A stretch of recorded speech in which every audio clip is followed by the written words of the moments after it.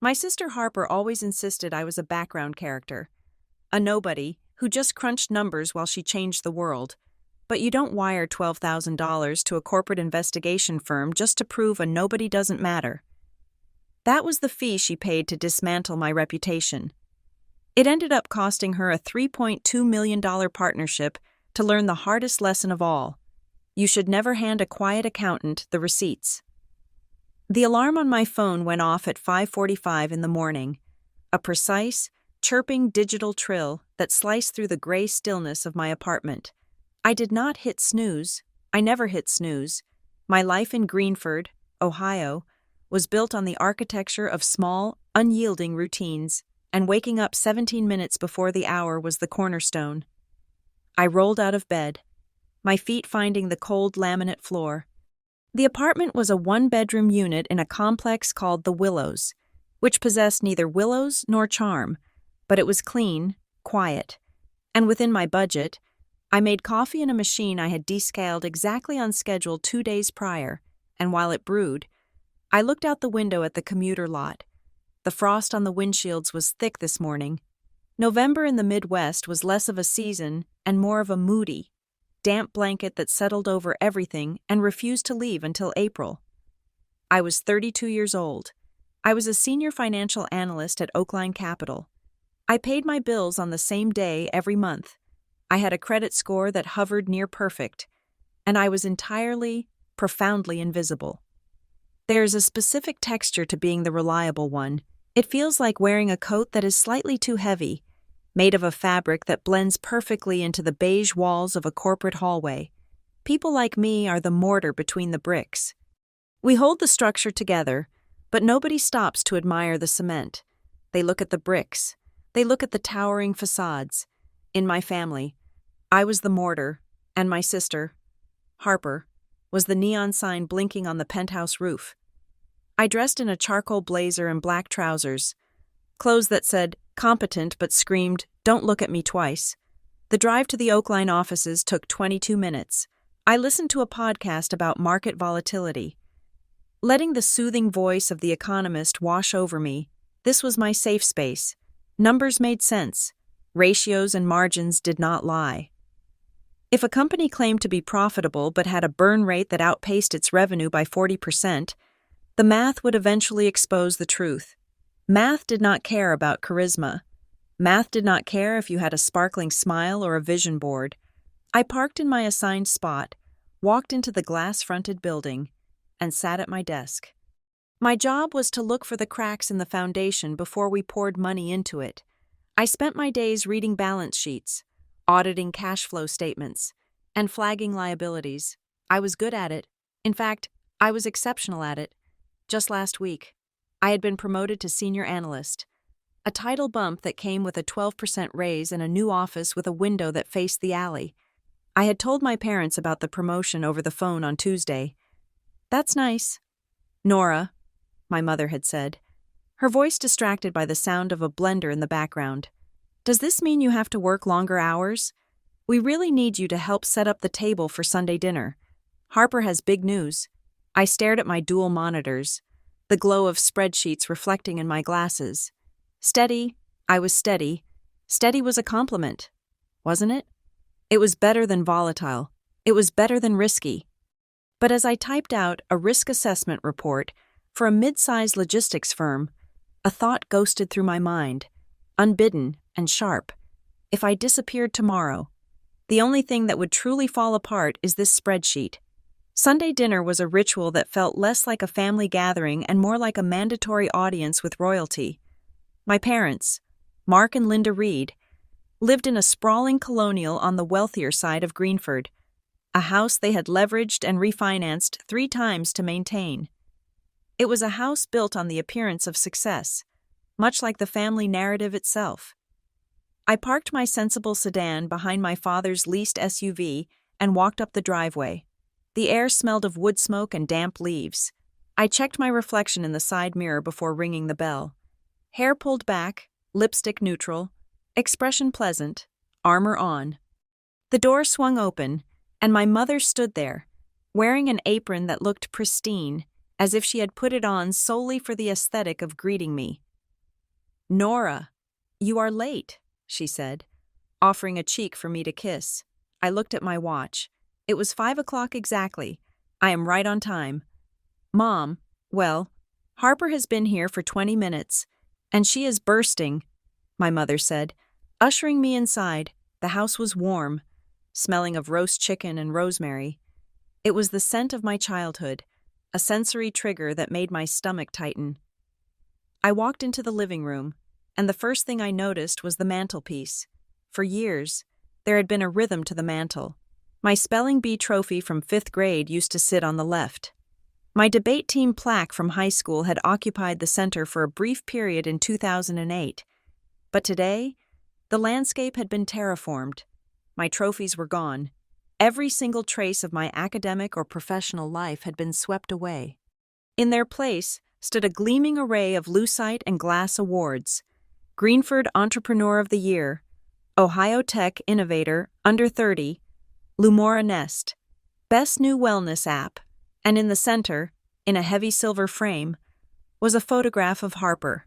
She was standing on a stage, a microphone in one hand, her other hand gesturing triumphantly at a projection screen behind her. It was from the Midwest Venture Pitch Competition 6 months ago. I stared at the photo. I knew that screen behind her. I knew the slide she was pointing to. It was the financial projection slide. I knew it because I had stayed up until 3 in the morning the night before that presentation, building the model, formatting the graphs, and practically rewriting the revenue logic because Harper's original draft had been mathematically impossible. I had done the work. Harper had taken the bow. There was no credit given to me in the caption, no mention of the sister who made the numbers make sense. Just Harper, glowing in the spotlight, the golden child ascending. Hey, Earth to Nora! I turned. Harper was standing in the archway between the living room and the kitchen. She looked, as always, effortless. She was wearing a silk blouse that probably cost more than my car insurance deductible, tucked into designer jeans. Her hair was a glossy curtain of blonde waves, and her smile was bright enough to cause lens flare. "Hi, Harper," I said, forcing warmth into my voice. "Did you see?" she asked, walking over and picking up the frame I had been staring at. Mom insisted on putting it front and center. I told her it was too much. "But you know how she is. It looks great," I said. My father walked in from the patio, holding a glass of red wine. "Nora, good. You're here? Grab a glass. We are celebrating." "What are we celebrating?" I asked, though I knew the answer would be Harper-shaped. Harper spun around, clutching the wine glass my father handed her. "Okay, so you know how I've been hinting about scaling Lumora Nest?" Harper began, her eyes wide with the theatrical intensity she used on potential investors. Well, the user growth numbers from the last quarter caught some eyes. Big eyes. I can't officially announce it yet because the legal teams are still drafting the term sheets. But we have a silent partner. She paused for effect. My parents leaned in, their faces glowing with a mixture of pride and avarice. "He is pledging $3.2 million, Harper whispered, as if the number were a holy incantation. $3.2 million. My mother gasped, clapping her hands together. "Oh, Harper, that is incredible." My father raised his glass. "To Harper, to Lumora Nest. I knew you would do it, kiddo. I knew you had the vision." They clinked glasses. I raised mine a beat late, the liquid sloshing slightly. 3.2 million. It was a staggering amount of money for a seed round in a wellness app that, to my knowledge, had yet to turn a single dollar of actual profit. "Who is the partner?" I asked. Harper waved a hand dismissively. "I can't say the name yet. N. Diaz and all that, but let's just say he is very established. He loves the mission. He loves that we are democratizing wellness data for women. He thinks we are going to be the next unicorn. That is amazing." "Sweetie?" my mother cooed. "And what about you?" "Nora?" my father asked, glancing at me as he took a sip of wine. "How is the bank?" "It is an investment firm." "Dad," I corrected gently, "and it is going well. I actually got promoted last week. Senior financial analyst." "Oh, right, he said, his eyes already drifting back to Harper. That is good. Steady work. Smart. It is just numbers and spreadsheets. Linda, my mother said to my father, as if translating a foreign language. But good for you. Nora, stability is important for some people. The insult was wrapped in cotton, but it landed with the precision of a dart. For some people, the implication was clear. Stability was the consolation prize for those who lacked the brilliance to fly. We moved to the dining room. The roast chicken was served. Harper dominated the conversation, recounting her latest interview on a popular tech podcast.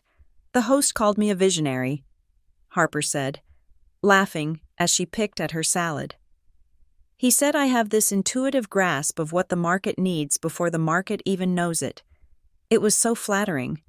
But honestly, it is exhausting being the face of the brand. People do not realize how much pressure it is. It is a heavy crown. My father said solemnly. I cut into my chicken, my knife scraping against the porcelain. I was thinking about the 3.2 million. I was thinking about the valuation. I was thinking about the due diligence process. So, I said, waiting for a break in the monologue. With that kind of capital injection, the regulatory scrutiny is going to ramp up, especially since Lumorinest collects health data. How are you handling the HIPAA compliance for the new features? The table went quiet. The air in the room shifted from celebratory to annoyed. Harper froze, her fork halfway to her mouth. HIPAA? She repeated, as if I had asked her about the price of tea in China. Yes, I said. If you are taking in 3.2 million, the investors are going to want to see a robust compliance framework. Health data privacy is a minefield right now. If you are not compliant, the fines could wipe you out. Harper let out a sharp, incredulous laugh. She looked at our parents. Can you believe her? She asked. We are celebrating the biggest moment of my life, and she is talking about compliance fines. I am just asking. Harper, I said, keeping my voice level. It is a standard question. If you are pitching to a sophisticated partner, they have already asked you this. Of course they asked me, Harper snapped. We have it handled. We have a framework. It is agile. We are disrupting the space. Nora, we are not bogged down in dinosaur regulations meant for hospitals in the 90s. Disrupting the space does not mean you are immune to federal law. I said quietly. My father slammed his hand down on the table. Not hard enough to break anything, but hard enough to make the silverware jump. Enough. Nora, he said, his face flushing. Why do you always have to be so cynical? I am not being cynical, Dad. I am being realistic. This is what I do for a living. Exactly. Harper interrupted. It is what you do. You sit in a cubicle and look for reasons to say no. You look for problems. I build things. There is a difference. I felt the heat rising in my cheeks. I build things too. I wanted to say, I built your financial model. I built the safety net you are walking on. Linda reached out and patted my hand, her touch patronizingly light. Nora, honey, try to be supportive, she said. Harper is under a lot of stress. She needs cheerleaders right now, not auditors. I pulled my hand away. I am trying to help her avoid a lawsuit. Mom, we don't need that kind of help, Harper said, turning away from me. Anyway, as I was saying, the silent partner wants to fast-track the closing. We are looking at the funds hitting the account in 30 days. The conversation flowed around me like a river around a stone. I ate my dinner in silence. I watched them toast again. I watched my sister beam, basking in the uncritical adoration of two parents who saw her not as a person, but as a winning lottery ticket they had purchased together. I left early. I told them I had a headache. On the drive home, the heater in my car rattled against the silence. The streets of Greenford were empty, the suburban lawns dark and manicured. My mind drifted back, pulling up a memory I tried to keep suppressed. I was 12, Harper was 9. Harper had wanted to go to a prestigious dance camp in New York for the summer. It cost $4,000. My parents didn't have $4,000. They had credit card debt and a second mortgage. I had been begging for a math tutor. I was in advanced placement calculus, years ahead of my grade, and I wanted to compete in the state championships. The tutor cost $400 for the semester. I remembered the kitchen table discussion, my father looking at the bills, my mother looking at Harper, who was practicing pirouettes in the hallway, looking adorable and full of hope. We just can't deny her this chance. Mark, my mother had said, she has so much potential. She shines when she dances. What about Nora's tutor? My father had asked. Though his voice lacked conviction. Nora is smart, my mother had replied, lowering her voice. She can figure it out on her own. She is steady. She doesn't need the extra help to get by. They sent Harper to the camp. They put it on a credit card. I did not get the tutor. I studied alone, late at night, teaching myself concepts that made my brain ache, while Harper sent home postcards about how magical New York was. That was the pattern. Harper took the leap, and I paid the toll. Harper got the wings, and I was the gravity that kept the family tethered to the earth so they wouldn't float away entirely. I gripped the steering wheel tight, my knuckles white in the dashboard glow. She is doing it again. I thought, she is spending money she doesn't have, promising things she can't deliver, and expecting the world to adjust to her dreams. But $3.2 million wasn't a dance camp fee, and a silent partner wasn't mom and dad. I parked my car at the Willows. I walked up the stairs to my apartment. I sat on my couch in the dark, listening to the hum of the refrigerator. I felt a profound, heavy sadness, not just for myself, but for the inevitable crash I could see coming from miles away. Monday morning at Oakline Capitol was a study in gray efficiency. The fluorescent lights hummed, the coffee machine gurgled. The analysts moved with the quiet desperation of people who knew exactly how much money was being lost in the global markets at any given second. I was in the break room, stirring creamer into my mug, when I heard voices from the other side of the partition. It was Jason and Kyle, two junior associates who treated venture capital like a fantasy football league. "Did you see the burn rate on Xylos?" Jason was saying, laughing. "Dude, it is a joke," Kyle replied. They claimed 60,000 active users. Turns out, 55,000 of them were bots, or inactive accounts from a promo 3 years ago. "Classic vaporware," Jason said. "It is all smoke and mirrors. The founder is out there buying Teslas and doing TED Talks, and the back end is literally held together by duct tape and interns." I froze, my spoon hovering in the coffee. "They have got zero compliance infrastructure," Kyle added. "They are holding user data on a non-secure server while pitching to institutional investors. It is fraud, basically. But hey, fake it till you make it, right? Until the SEC knocks on the door," Jason said. "Then it is just prison." I felt a cold knot form in my stomach. The phrases bounced around my skull. Inflated user metrics, vaporware, zero compliance. It sounded familiar. It sounded like the conversation at dinner. "We have a framework. It is agile." I walked back to my desk, my coffee forgotten. I sat down and unlocked my computer, but I couldn't focus on the logistics firm audit. I kept seeing Harper's face. I kept hearing her dismissive laugh when I mentioned HIPAA. Nora? I jumped. Elise Monroe, my manager, was standing at the entrance of my cubicle. Elise was a sharp, formidable woman who had survived 20 years in private equity by being smarter than every man in the room. She respected diligence. She respected me. "Sorry. Elise," I said, straightening my glasses. "I was just thinking. I have a quick question for you," she said, leaning against the doorframe. She held a tablet in her hand. "We are looking at some potential emerging tech opportunities in the Midwest region. The partners are trying to diversify our portfolio." She tapped the screen and looked at me. "Have you heard of a company called Lumora Nest? It is based right here in Greenford. Buzz is, they are about to close a major seed round." My heart hammered against my ribs. The world tilted slightly to the left. Yes, I stammered. "I have heard of it." "What is your take?" Elise asked, her eyes scanning my face. From a distance, the user acquisition numbers look impressive.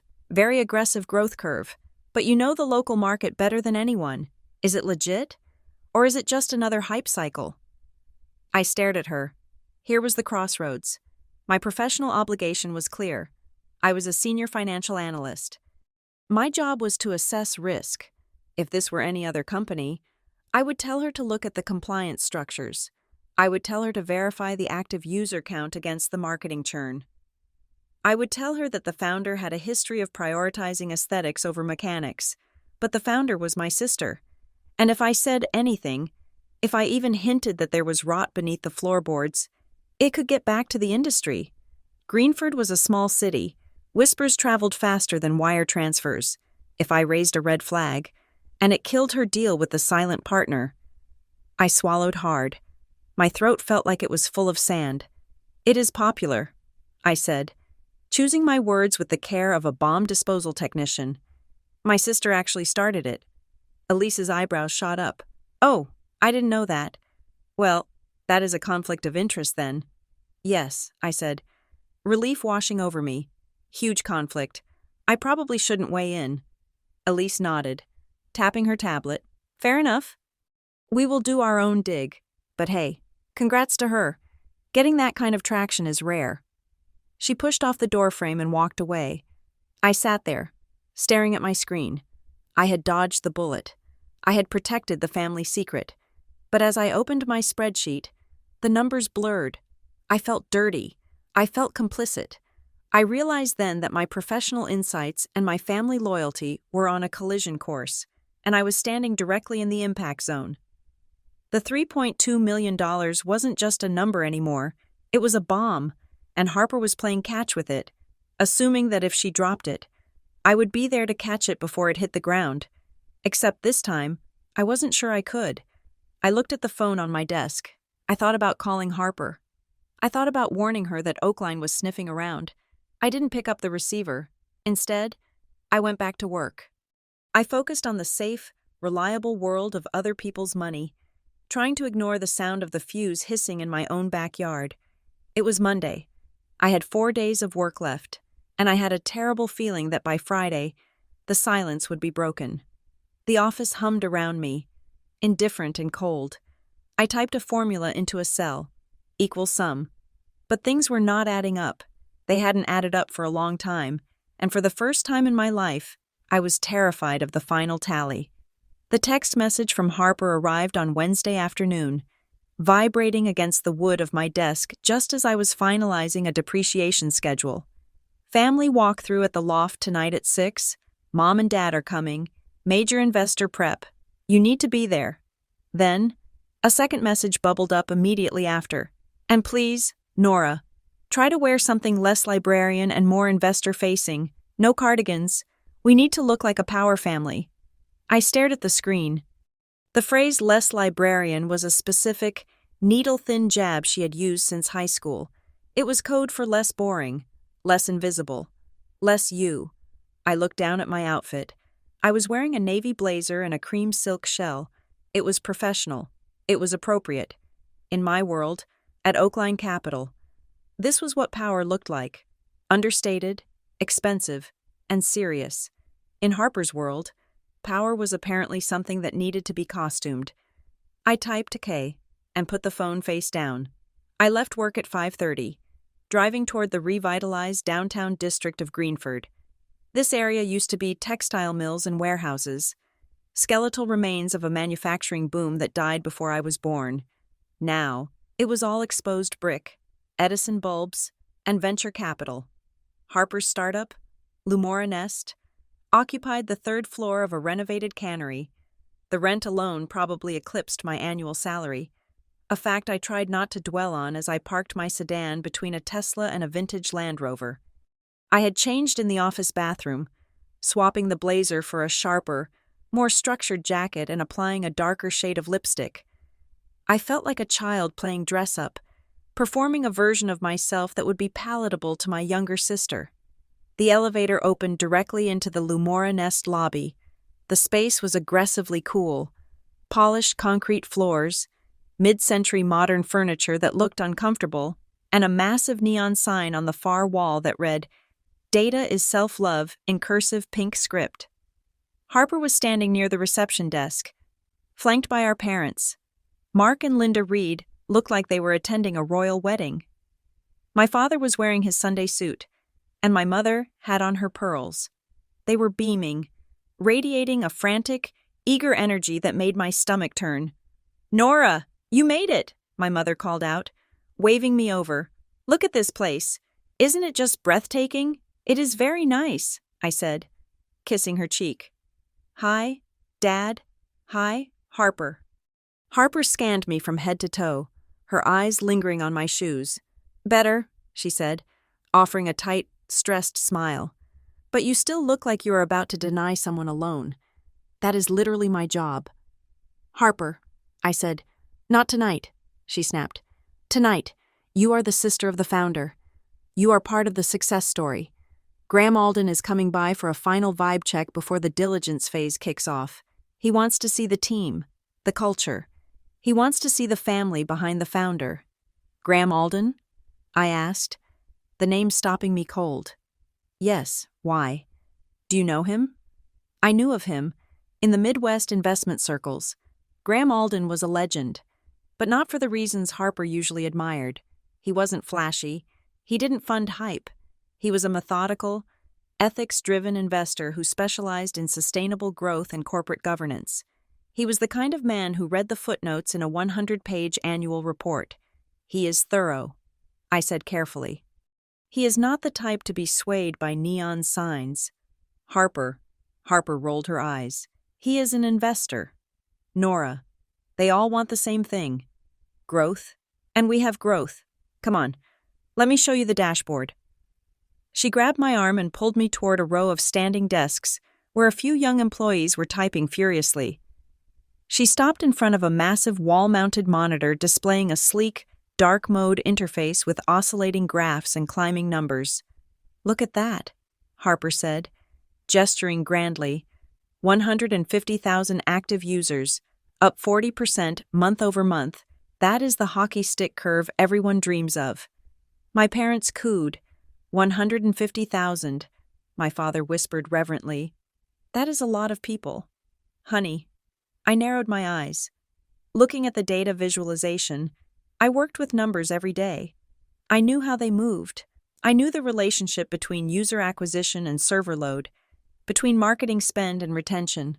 "Harper," I said quietly, "you told me last month you were at 50,000. How did you triple in 30 days?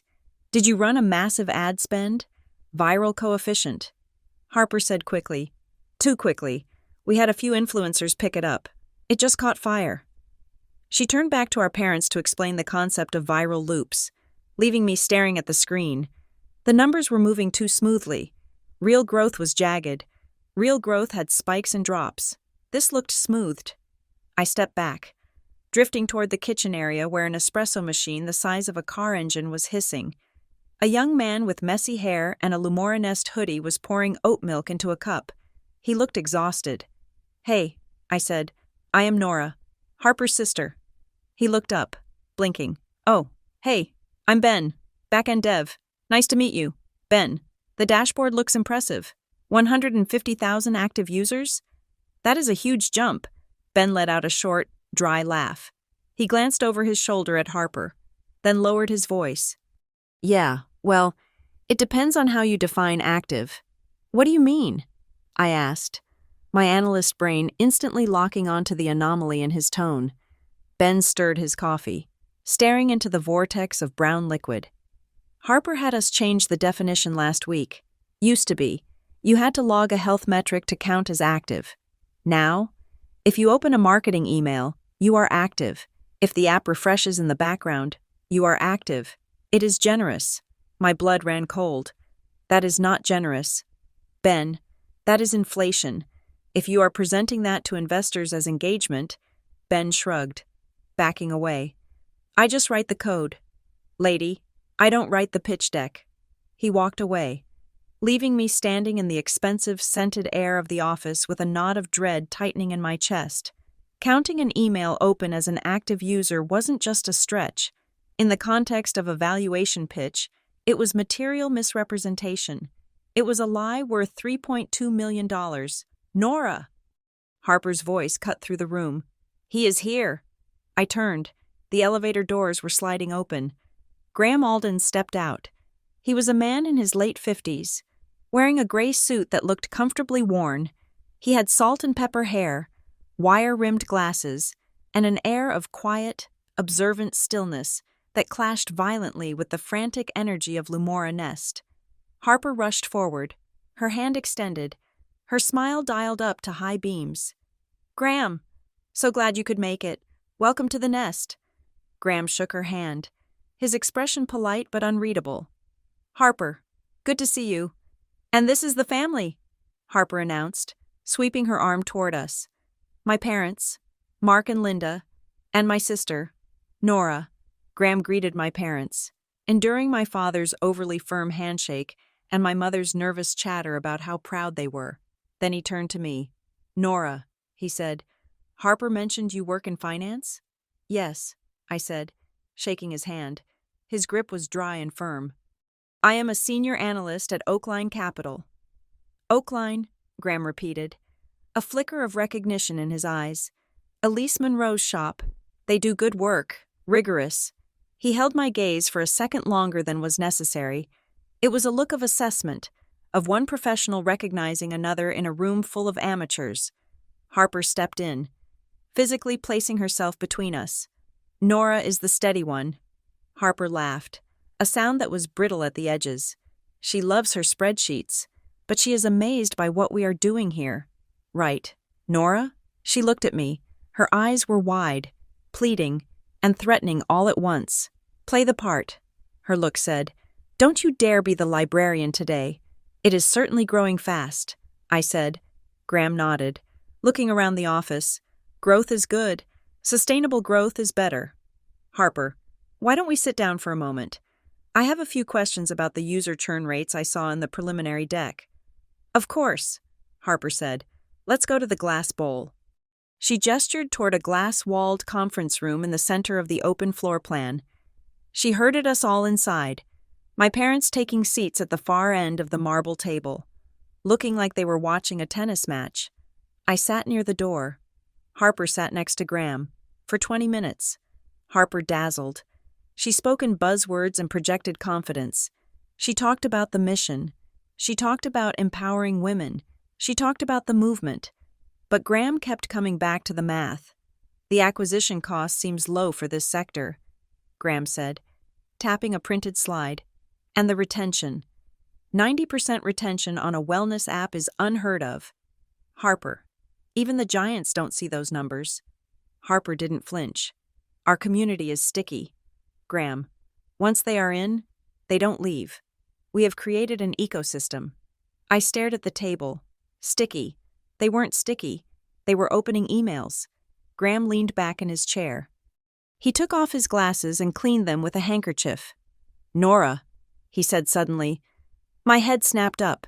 "You are an analyst," Graham said, his voice soft but carrying easily in the acoustic glass room. "You look at companies for a living.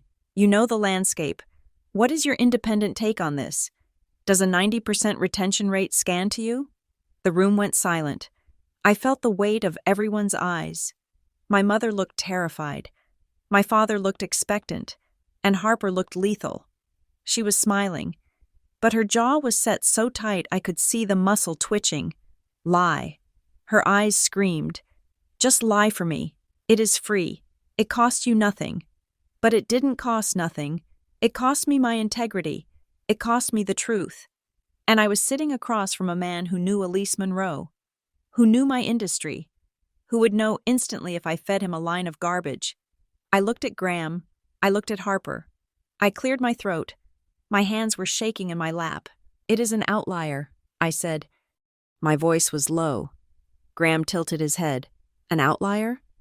"Historically," I continued, choosing every word as if I were stepping through a minefield. "Retention in this vertical tends to drop off sharply after day 30. If Lumora Nest is maintaining 90%, that would be exceptional. It would require a very specific definition of engagement." I stopped. I couldn't say more. I couldn't say it is a lie, but I couldn't say it is true. Graham looked at me. He heard the hesitation. He heard the qualifier. Specific definition of engagement. He was smart. He knew exactly what I was saying without me saying it. I see. Graham said, exceptional. Yes. He put his glasses back on. He didn't look at Harper. He looked at his notes. Thank you. Nora. That is helpful context. The meeting ended 5 minutes later. Graham was polite, but the air had changed. The warmth was gone. He packed up his folio, shook hands, and left with a promise to be in touch regarding next steps. As soon as the elevator doors closed, the silence in the lobby shattered. Harper spun around, her face blotchy with rage. What the hell was that? She screamed. I took a step back. What? Exceptional? Specific definition? Harper mimicked my voice, distorting it into a high-pitched, mocking whine. You made it sound like I'm cooking the books. I didn't say that. I said, my voice trembling. He asked me a direct question. Harper, I couldn't lie to him. A 90% retention rate is impossible. It is not impossible if you believe in the vision, Harper shouted. She was pacing now, her heels clicking violently on the concrete. You just couldn't stand it, could you? You couldn't stand to see me win.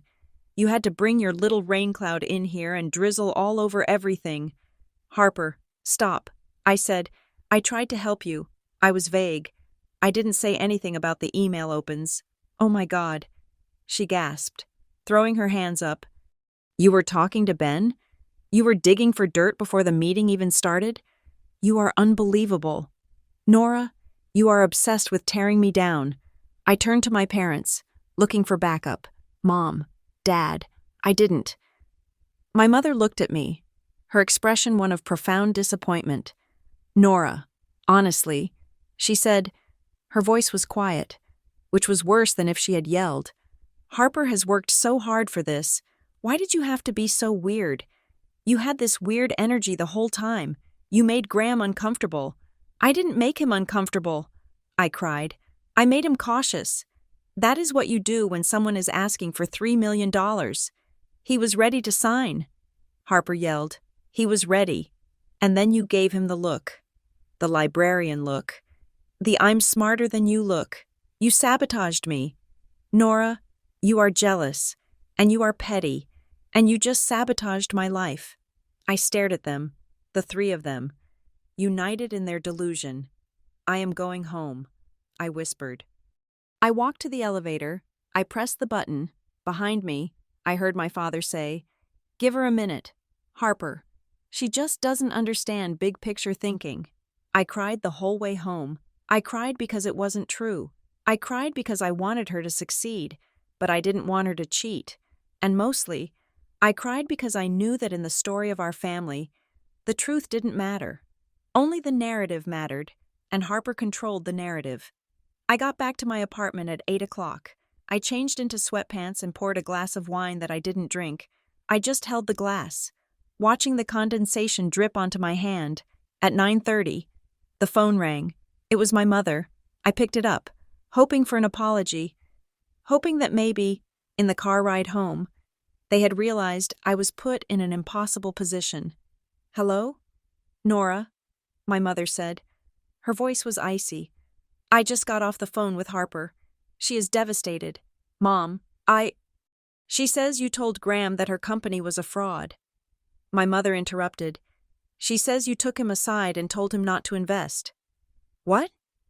I stood up, the wine sloshing onto the carpet. That is a lie. Mom, that is a complete lie. I never spoke to him alone. We were all in the room. Harper says you signaled him. My mother went on, ignoring me. She says you undermined her credibility. I don't know what is going on with you. Nora, I don't know if it is because you are single or because your job is what it is, but this jealousy has to stop. It is not jealousy, I screamed into the phone, my voice cracking. She is lying about her numbers. Mom, she is lying to you. Stop it, Linda snapped. Just stop it. I don't want to hear it.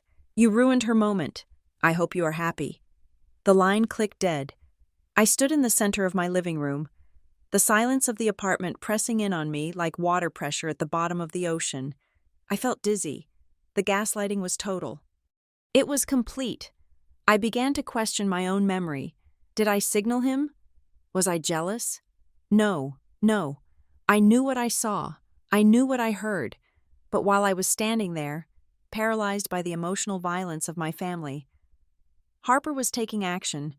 I did not know it then. I would not learn the specifics for weeks. But while I was staring at my phone, trying to breathe, Harper was at a wine bar on the other side of town, meeting with Kelsey Morris. Kelsey was Harper's brand strategist, a woman who spoke entirely in buzzwords and believed that truth was just a poorly optimized keyword. I can reconstruct the scene perfectly from the invoices and the time-stamped text messages I found later. Harper was on her third glass of Pinot Grigio. She was crying, but it was the angry, smudged mascara kind of crying. She is going to tank the deal. Kels, Harper would have said, shredding a cocktail napkin. She has this way of looking at people. Graham trusts her because she works at Oakline. If she starts whispering around town that Lumora Nest is shaky, I am dead. I am literally dead. Kelsey, ever the pragmatist of the dark arts, would have leaned in. So don't let her whisper, Kelsey said. You need to control the channel.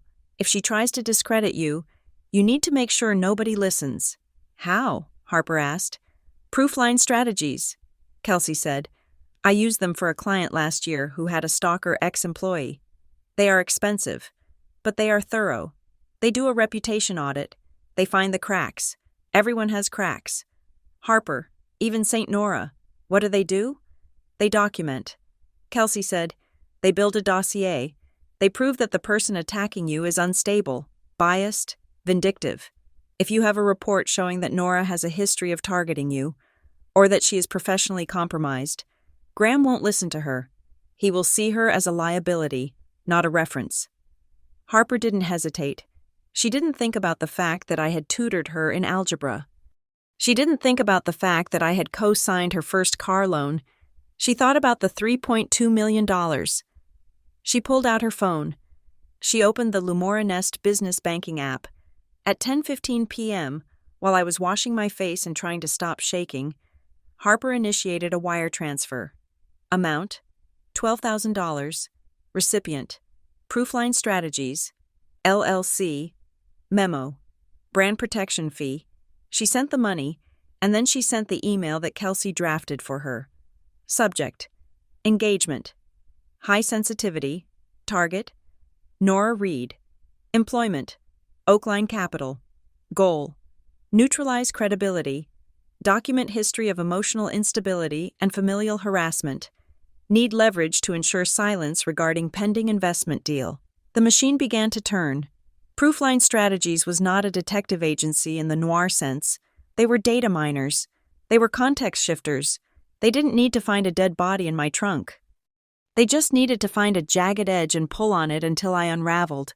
They started that very night. Their bots began scraping my social media. Going back 10 years, they pulled my college blog, a dusty WordPress site where I had written bad poetry and vented about stress during finals week. They found a post from 2014 titled The Weight of Expectations, where I talked about feeling invisible. Context shift. They flagged it as evidence of long-term depressive episodes and victim complex. They found a comment I left on a friend's post about a bad boss. Context shift. Pattern of insubordination and conflict with authority. They located the names of my ex-boyfriends. They located my old roommates.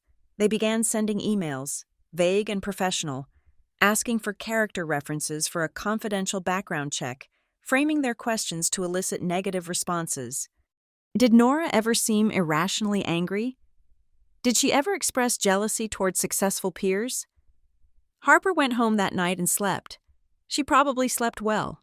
She had outsourced her guilt. She had paid a vendor to handle her sister. I went to bed and stared at the ceiling until the sun came up. Wondering how I was going to face my team at Oakline the next day, I worried about awkward Thanksgiving dinners. I worried about my mother's disappointment. I was worried about a rainstorm. I didn't know a hurricane was being manufactured, specifically for me, paid for with the very money I had tried to protect. The email from Human Resources arrived at 10:15 on a Thursday morning, sliding silently into my inbox between a market analysis newsletter and a calendar invite for a team lunch. The subject line was stark, stripped of the usual corporate pleasantries. Confidential meeting, regarding professional conduct. I stared at the screen. The cursor blinked, a rhythmic pulse against the white background. My stomach dropped, a physical sensation of weightlessness that made me grip the edge of my desk.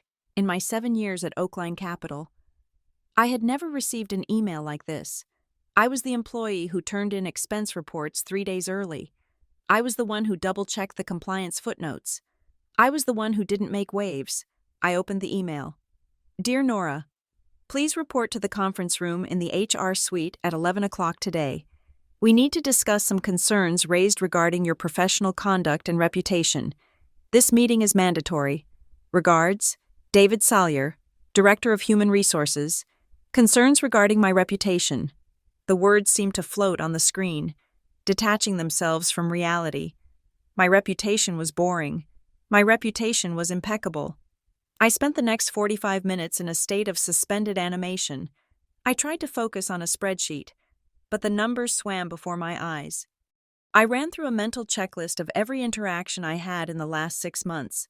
Had I been rude to a client? Had I missed a deadline? Had I accidentally violated a trading policy? Nothing fit. I was a ghost in the machine, quiet and efficient. At 10:55, I stood up. My legs felt heavy, as if I were walking through deep water. I took the elevator down to the 4th floor, the silence of the car amplifying the rushing sound of my own blood in my ears. David Salyer was waiting for me. He was a man who looked like he had been manufactured in a factory that produced mid-level corporate enforcers. Blandly handsome, wearing a suit that was perfectly tailored but entirely forgettable. He sat at the head of a small, round table. There was a manila folder in front of him. Nora, please, sit down, he said. His voice was calm, the kind of professional calm that is designed to de-escalate a situation before it even begins, which only terrified me more. I sat. My hands were shaking, so I clasped them tightly in my lap. David, I said, trying to keep my voice steady, I have to say, I am a bit blindsided. I have no idea what this is about. David nodded, looking sympathetic but distant. He opened the folder. We received a report earlier this week. Nora, it came from an external source, but the allegations within it are serious enough that we are required to investigate. It concerns your stability, your potential conflicts of interest, and behavior that could reflect poorly on Oakline. My stability? I repeated, the word tasting like ash. David slid a sheet of paper across the table. It was a summary, typed in a sans serif font, bullet points running down the page like a list of indictments. Pattern of emotional volatility and jealousy, targeting high-profile family members in the tech sector. History of vindictive communication intended to undermine external business deals. Potential breach of confidentiality driven by personal grievances. I read the words, but my brain refused to process them. They were describing a stranger, a villain. This is insane, I whispered. I don't know who sent this, but it is a complete fabrication.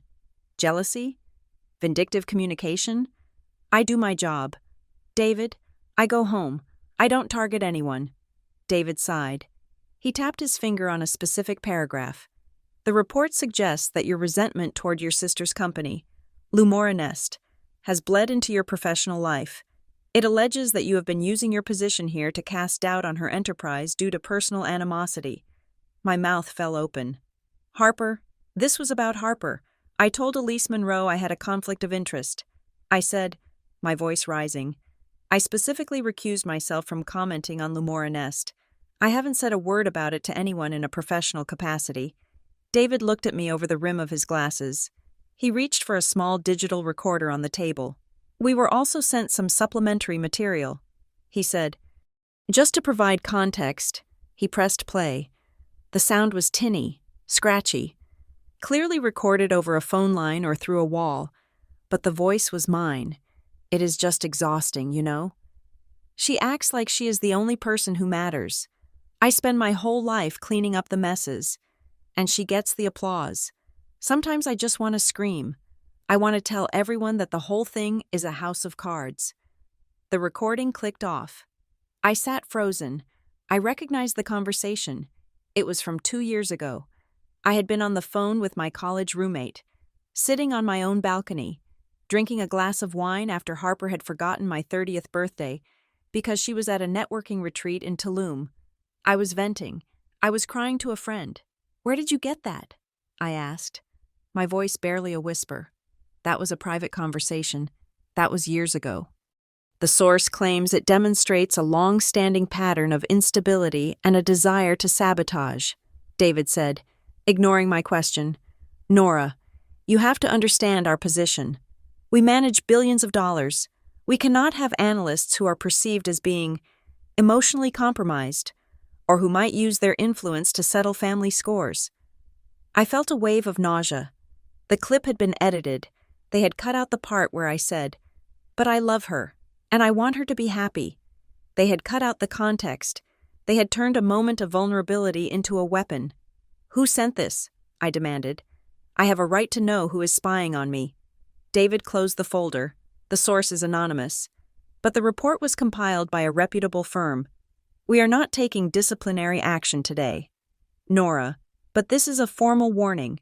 If we hear any more noise about you interfering with external companies, or if there is any more evidence of erratic behavior, we will have to reconsider your employment." He pushed the summary sheet toward me. "You can keep this copy. I suggest you read it and think about how you want to present yourself moving forward." I reached for the paper. My fingers were numb. I looked at the bottom of the page, past the bullet points of lies, past the sanitized accusations. There, in the footer, in small, gray text, was a logo. Proofline Strategies. The memory hit me like a physical blow. I had seen that logo before. 2 weeks ago. In Harper's office. It was on a glossy brochure sitting on her desk, half buried under a stack of term sheets. I remembered the tagline because it had seemed so aggressive. Narrative control for the modern leader. I stared at the logo. The room seemed to tilt. This wasn't a coincidence. This wasn't a random enemy. Harper had done this. I stood up. I didn't say goodbye to David. I walked out of the conference room, clutching the paper against my chest. I walked past the reception desk, past the analysts in their cubicles, and straight into the women's restroom. I locked myself in the handicap stall. I sat on the toilet lid, put my head between my knees, and tried to breathe. My sister had recorded me, or someone she hired had recorded me. They had dug up a 2-year-old phone call. They had typed up a report calling me unstable, and they had sent it to my employer. She tried to get me fired. I whispered to the tile floor, "She is trying to destroy me." I stayed there for 20 minutes. Every time the door opened and I heard the click of heels, I held my breath, terrified that it was Elise, or a colleague who would see my shoes and know I was hiding. Finally, the shaking stopped enough for me to pull out my phone. I texted Maya Ellis. Maya was an associate in legal, my closest friend at Oakline, and the only person who knew the full extent of the dynamic between Harper and me. Emergency. HR just grilled me.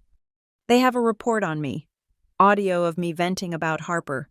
I think Harper hired a firm to smear me. 3 dots appeared instantly. "Where are you?" "Bathroom. 4th floor. Stay there. I am coming." 2 minutes later, Maya slipped into the restroom. She locked the main door, flipped the sign to cleaning in progress, and knocked softly on my stall. "Nora?" I unlocked the door. Maya looked at me, her face sharp with concern. She saw the paper in my hand. "Let me see," she said. I handed it to her. She scanned it, her eyes narrowing as she read the bullet points. She looked at the logo at the bottom. "Proofline Strategies," she muttered. "I have heard of them. They are fixers, expensive ones. They usually work for politicians or celebrities trying to bury a scandal. Why would they be targeting you?" "Because I am the scandal," I said, my voice sounding hollow. "I am the sister who knows the truth about the numbers. Harper is afraid I'm going to talk to her investor, so she is discrediting me preemptively.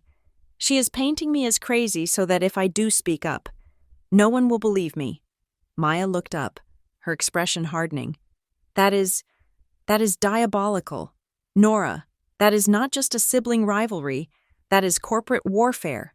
She handed the paper back to me. "Listen to me," Maya said, gripping my shoulders. "You need to go back to your desk. You need to act like nothing happened. Do not cry where they can see you. Do not let David see you sweat." "I can't," I said. "I feel like I'm going to throw up." "You can," she commanded. "You are the toughest analyst I know, but you need to protect yourself. Go back to David. Calmly ask for a full copy of the file. Tell him you are consulting legal counsel regarding a potential defamation suit against the third-party source." "Defamation?" I asked. "Yes.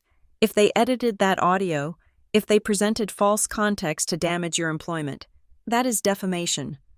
And tell him you want a record of exactly when and how this was received. But Harper—" "Forget Harper right now," Maya said fierce. "This is about you surviving. Get the documents, paper trail, Nora, everything." I did as she said. I washed my face with cold water. I reapplied my lipstick. I walked back to HR and requested the full file.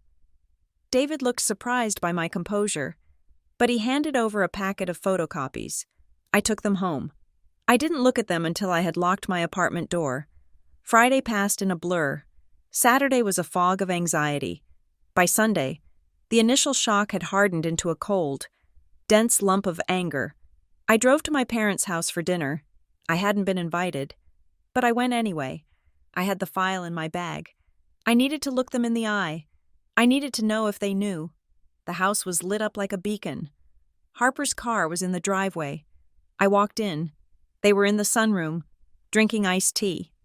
The atmosphere was light, airy, completely at odds with the storm raging inside my head. "Nora," my mother said, looking surprised. "We didn't know you were coming. There is plenty of food." Though I didn't sit down. I stood in the doorway, my hand gripping the strap of my bag. Harper was sitting on the wicker love seat, scrolling on her phone. She looked up, and for a split second, I saw a flicker of fear in her eyes, but it vanished instantly, replaced by her usual mask of bored superiority. "Hi, Nora," she said. "You look tired." I walked over to the coffee table and dropped the file on it. The sound was loud in the quiet room. "What is this?" my father asked, putting down his glass. "That is a report from Proofline Strategies," I said, my voice trembling slightly despite my best efforts. "It was sent to HR at Oakline on Thursday. It accuses me of being emotionally unstable. It includes illegally recorded audio of my private conversations. It nearly got me fired." My parents stared at the folder. My mother looked confused. My father looked uncomfortable. Harper didn't look at the folder. She looked at me. "Oh, that," she said. "Oh, that?" I repeated. "You admit it? You admit you sent a dossier of lies to my boss?" "I didn't send it," Harper said coolly. "Proofline did, and it isn't lies. Nora, it is a risk assessment." "Risk assessment?" I shouted. "You tried to ruin my career. Harper, you paid people to spy on me." Harper stood up. She was shorter than me, but in that moment, she seemed to loom. "I am closing a $3.2 million deal." "Nora," she yelled back, "do you have any idea what is at stake? Graham Alden is obsessed with character. If he gets wind of your little jealousy issues, if you start bad-mouthing me to him, the whole thing collapses. I couldn't take that chance. So you decided to destroy me first?" "I didn't destroy you," Harper said, throwing her hands up. "I neutralized you. I just made sure that if you decided to go rogue, there was context on file. It is a standard founder protection move. Everyone does it." I looked at my parents. "Dad? Mom? Did you know about this?" My father looked at his shoes. He swirled the ice in his glass. "Harper mentioned she was hiring some consultants," he muttered, "to help manage the family narrative. We didn't know the details." "The family narrative?" I repeated. "Is that what I am? A narrative problem?" My mother stood up and walked over to me. She reached out to touch my arm, but I flinched away. "Nora, sweetie, please," she said, her voice dropping to that patronizing, soothing register she used when I was a toddler. "You are blowing this out of proportion. Harper didn't mean to hurt you. She is just under so much pressure. She tried to get me fired." "Mom!" I screamed. "She was just protecting her company." my mother snapped, her patience snapping. And honestly, Nora, why does it matter so much? I stared at her. Why does it matter? Because, my mother continued, her voice softening into something that cut deeper than any knife. Let's be real, sweetie. You are kind of a nobody in that world. The investors, the tech people, they don't care about a financial analyst in Greenford. Proofline just wanted to confirm that you have no real influence. It was just a box they had to check. The silence that followed was absolute. The words hung in the air, vibrating. You are kind of a nobody. It wasn't spoken with malice. It was spoken as a fact, a fundamental truth of the universe that my mother assumed I had accepted. The sky is blue, water is wet, Nora is a nobody. I looked at my father. He didn't disagree. He just looked tired, as if my outrage was a chore he didn't want to do. I looked at Harper. She was smirking, a small, victorious smirk that said, "See? Even they know." I felt something break inside me. It wasn't my heart. It was the tether. The invisible cord that had bound me to these people for 32 years. The hope that if I was just good enough, just successful enough, just loyal enough, they would finally see me. They saw me. They saw a nobody. I picked up the folder. "Okay," I said. My voice was very quiet. I didn't shout. I didn't cry. I felt a strange, cold clarity washing over me. "Okay?" Harper asked, looking suspicious. "I get it." I said, "I understand where I stand." I turned around and walked out of the house. "Nora, wait," my mother called after me. "Don't be dramatic. Stay for dinner." I got into my car. I drove home. I didn't turn on the radio. I drove in silence, the streetlights passing overhead like rhythmic pulses of interrogation. When I got to my apartment, I didn't collapse. I didn't go to the bathroom to shake. I went to my desk. I turned on the harsh overhead light. I opened the packet of documents I had received from HR. I laid them out on the floor. I organized them chronologically. I found the summary report. I found the transcript of the audio clip. And then, buried in the appendix, I found a copy of the engagement letter.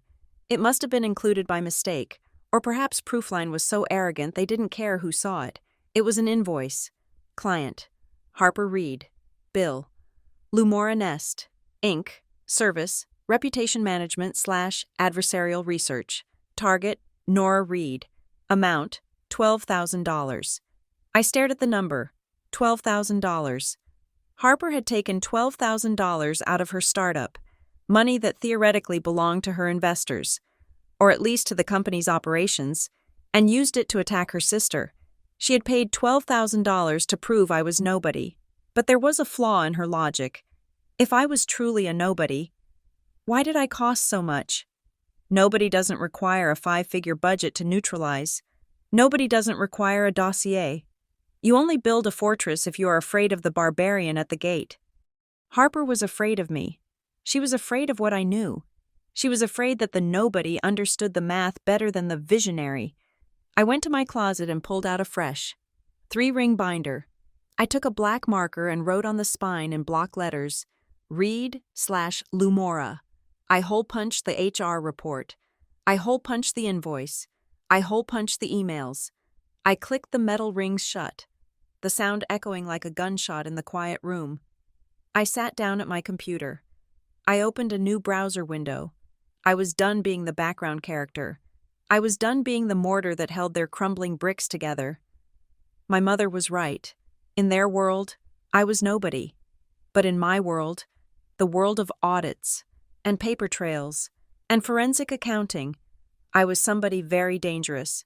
I was the auditor, and I was about to begin the audit of a lifetime. I started typing. I pulled up the public records for Lumora Nests Incorporation. I pulled up the grant filings Harper had mentioned months ago. I began to cross-reference dates. The tears were gone. My hands were steady. Let's see what $12,000 bought you. Harper, I whispered to the empty room. I worked until the sun came up. The law office of Danielle Kaur was located in a converted brownstone 3 streets over from the county courthouse.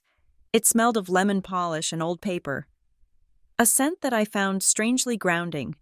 I sat in a leather chair that was slightly too large for me, my hands resting on the binder I had labeled Reed/Lumora. Danielle Kaur was a woman who wasted neither words nor movement. She was 60, with steel gray hair cut in a sharp bob and eyes that seemed to x-ray the soul. She listened to me for 20 minutes without interrupting.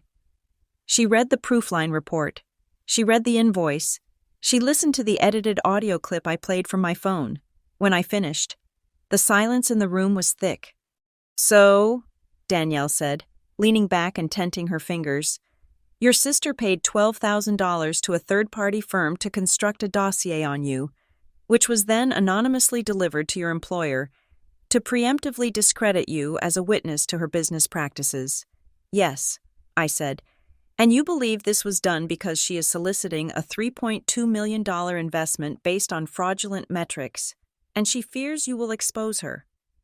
"I believe she is afraid I will answer questions honestly if asked." I corrected. "I wasn't planning to expose her. Danielle, I couldn't lie for her." Danielle nodded slowly. "Legally, we are in a gray area. Nora, the report is labeled as an independent assessment. The audio is yours. Even if it is taken out of context, defamation is hard to prove, especially when the plaintiff is a public figure or, in this case, when the defendant can claim they were protecting a business interest. However," she tapped the invoice with a manicured fingernail, "this is workplace interference. This is tortious interference with a business relationship. She, or her agents, deliberately attempted to damage your standing with your employer. That is actionable.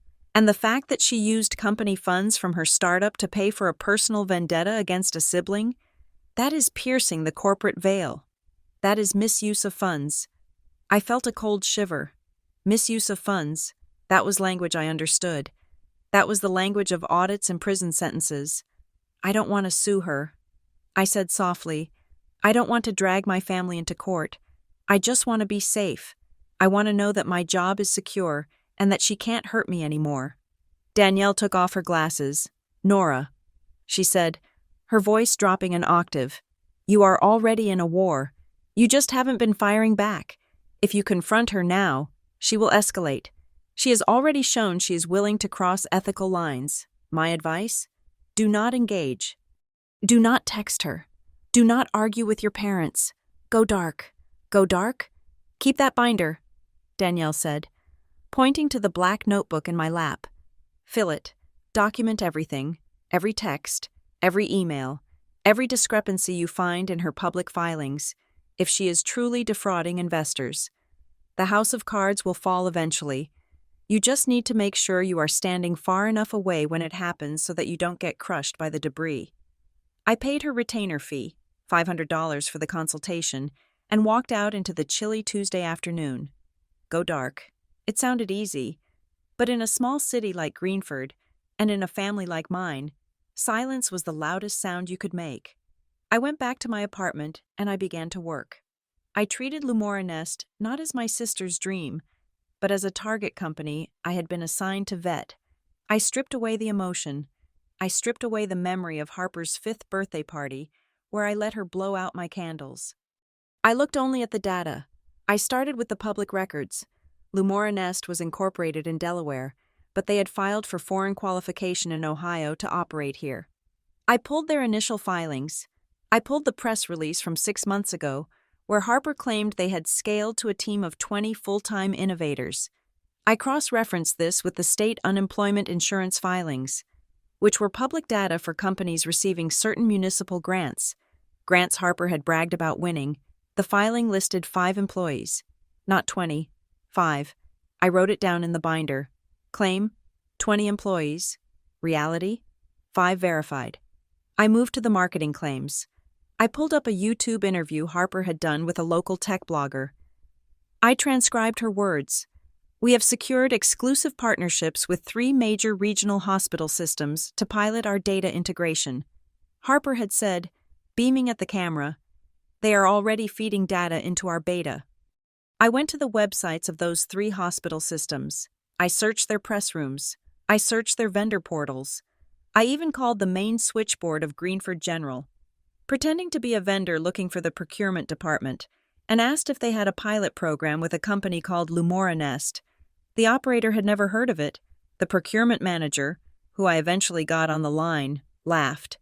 "We don't do data integration with startups under 2 years old."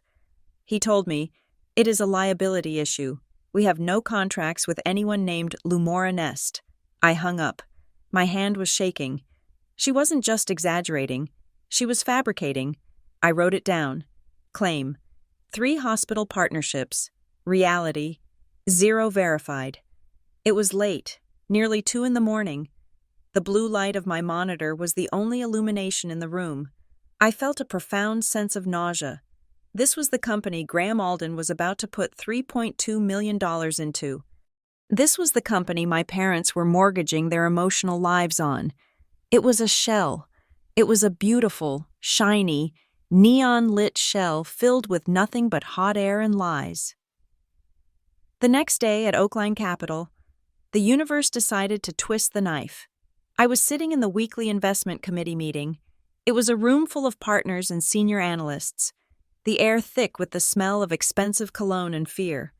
We were reviewing the quarterly projections for the Midwest tech sector. Elise Monroe was leading the presentation. "The wellness sector is seeing a lot of activity," she said, clicking to a slide that showed a rising graph. "We are seeing a shift from hardware, Fitbits and the like, to software solutions, data integration, mental health tracking." One of the partners, a man named Sterling who liked to hear himself talk, leaned forward. "What about that local one? The one everyone is talking about, Lumora Nest?" My heart stopped. I kept my eyes fixed on my notepad, my pen hovering over a line of zeros. Elise glanced at me for a microsecond before looking back at Sterling. "We have looked at it peripherally," she said smoothly. "It is getting a lot of buzz. They are rumored to be closing a seed round with a major angel. We should get a look at that deck," Sterling said. "If Graham Alden is sniffing around, there must be meat on the bone. Alden doesn't buy vaporware." I felt the blood drain from my face. Alden doesn't buy vaporware. That was the reputation. That was the shield Harper was using. If Graham invested, it would validate everything. It would make the lies true, because money has a way of bending reality. "Nora," Sterling said, turning his gaze toward me. I looked up, forcing a neutral expression. "Yes? You cover the healthcare analytics vertical, don't you? Prepare a sector overview for us by Monday. Include a competitive landscape analysis. Put Lumora Nest in the mix. I want to see how they stack up against the public comps." I felt trapped. I was in a cage made of glass. If I refused, I looked incompetent or suspicious. Especially after the HR complaint, if I agreed, I had to write a report about my sister's company. "Actually," I said, clearing my throat, "as I mentioned to Elise, I have a personal connection to Lumora Nest. My sister is the founder. I am recused from specific analysis on that target." Sterling frowned. He looked at Elise. "Is that right?" "Yes," Elise said firmly. "Nora is strictly hands-off on Lumora Nest to avoid conflict of interest." Sterling grunted. "Fine, but you can still do the sector overview. Just redact the specific commentary on her firm if you have to, but give me the macro view." "I can do the macro view," I said. I spent the rest of the afternoon writing a report on the wellness tech industry. I wrote about the high failure rate. I wrote about the regulatory hurdles. I wrote about the cost of customer acquisition. And every sentence felt like I was writing an obituary for my sister. I knew that when Sterling read my report on the macro view, he would see all the red flags that applied to the industry. He would ask questions, and if he looked at Lumora Nest with those questions in mind, he would see exactly what I saw. I was destroying her by doing my job. Even when I was trying not to. That night, I went deeper. I was obsessed now. I couldn't stop. The binder was getting thicker. I decided to look at the App Store data. Lumora Nest claimed 150,000 active users. I used a third-party analytics tool that Oakline subscribed to, a tool that scraped back-end data from the App Store and Google Play to estimate download velocity and daily active users, DAU. I typed in Lumora Nest. The wheel spun. The data populated. Estimated total downloads, 42,000. Daily active users, 30-day average, 3,800. I stared at the screen. 3,800. Harper was claiming 150,000. She was off by a factor of nearly 40. It wasn't a rounding error. It wasn't optimistic accounting. It was fraud. Pure, unadulterated securities fraud. I looked at the engagement metrics. The average session time was 12 seconds. 12 seconds. That wasn't a user using a wellness app. That was a user opening the app by mistake and closing it, or more likely. It was a bot farm pinging the server to register and open. I sat back in my chair, feeling the room spin. I thought about the employees, the real ones, like Ben the developer, who were probably working for equity that was worthless. I thought about the smaller investors who had put in $5,000 or $10,000. And I thought about Graham Alden, $3.2 million. If he signed that check, and this data came out later, he would lose everything. Harper would be sued. She could go to prison. My internal conflict was a physical pain, a sharp ache in the center of my chest. I didn't want to be the one to swing the axe. I didn't want to be the jealous sister who ruined everything. I wanted to be wrong. I wanted to find a hidden column of data that explained everything, that proved Harper was a genius and I was just a pessimistic accountant. But the numbers didn't lie. The numbers never lied. My phone pinged. I looked at it. It was a notification from Gmail. Sender, Graham Alden, privategmail.com. Subject, off the record. I froze. I stared at the notification for a full minute before I gathered the courage to click it. Dear Nora, I hope this email finds you well. I am reaching out to you directly, outside of official channels, and I hope you will forgive the intrusion as we move toward the final stages of the Lumora Nest agreement. I find myself thinking back to our brief meeting at the office. I have been in this business for 30 years, and I have learned to trust my instincts. My instincts tell me that there is a disconnect between the presentation I was given and the reality of the situation. I valued the hesitation I saw in you. It felt honest. I am asking if you would be willing to have a completely off-the-record conversation with me, not about the proprietary tech, but about the family dynamics and the culture.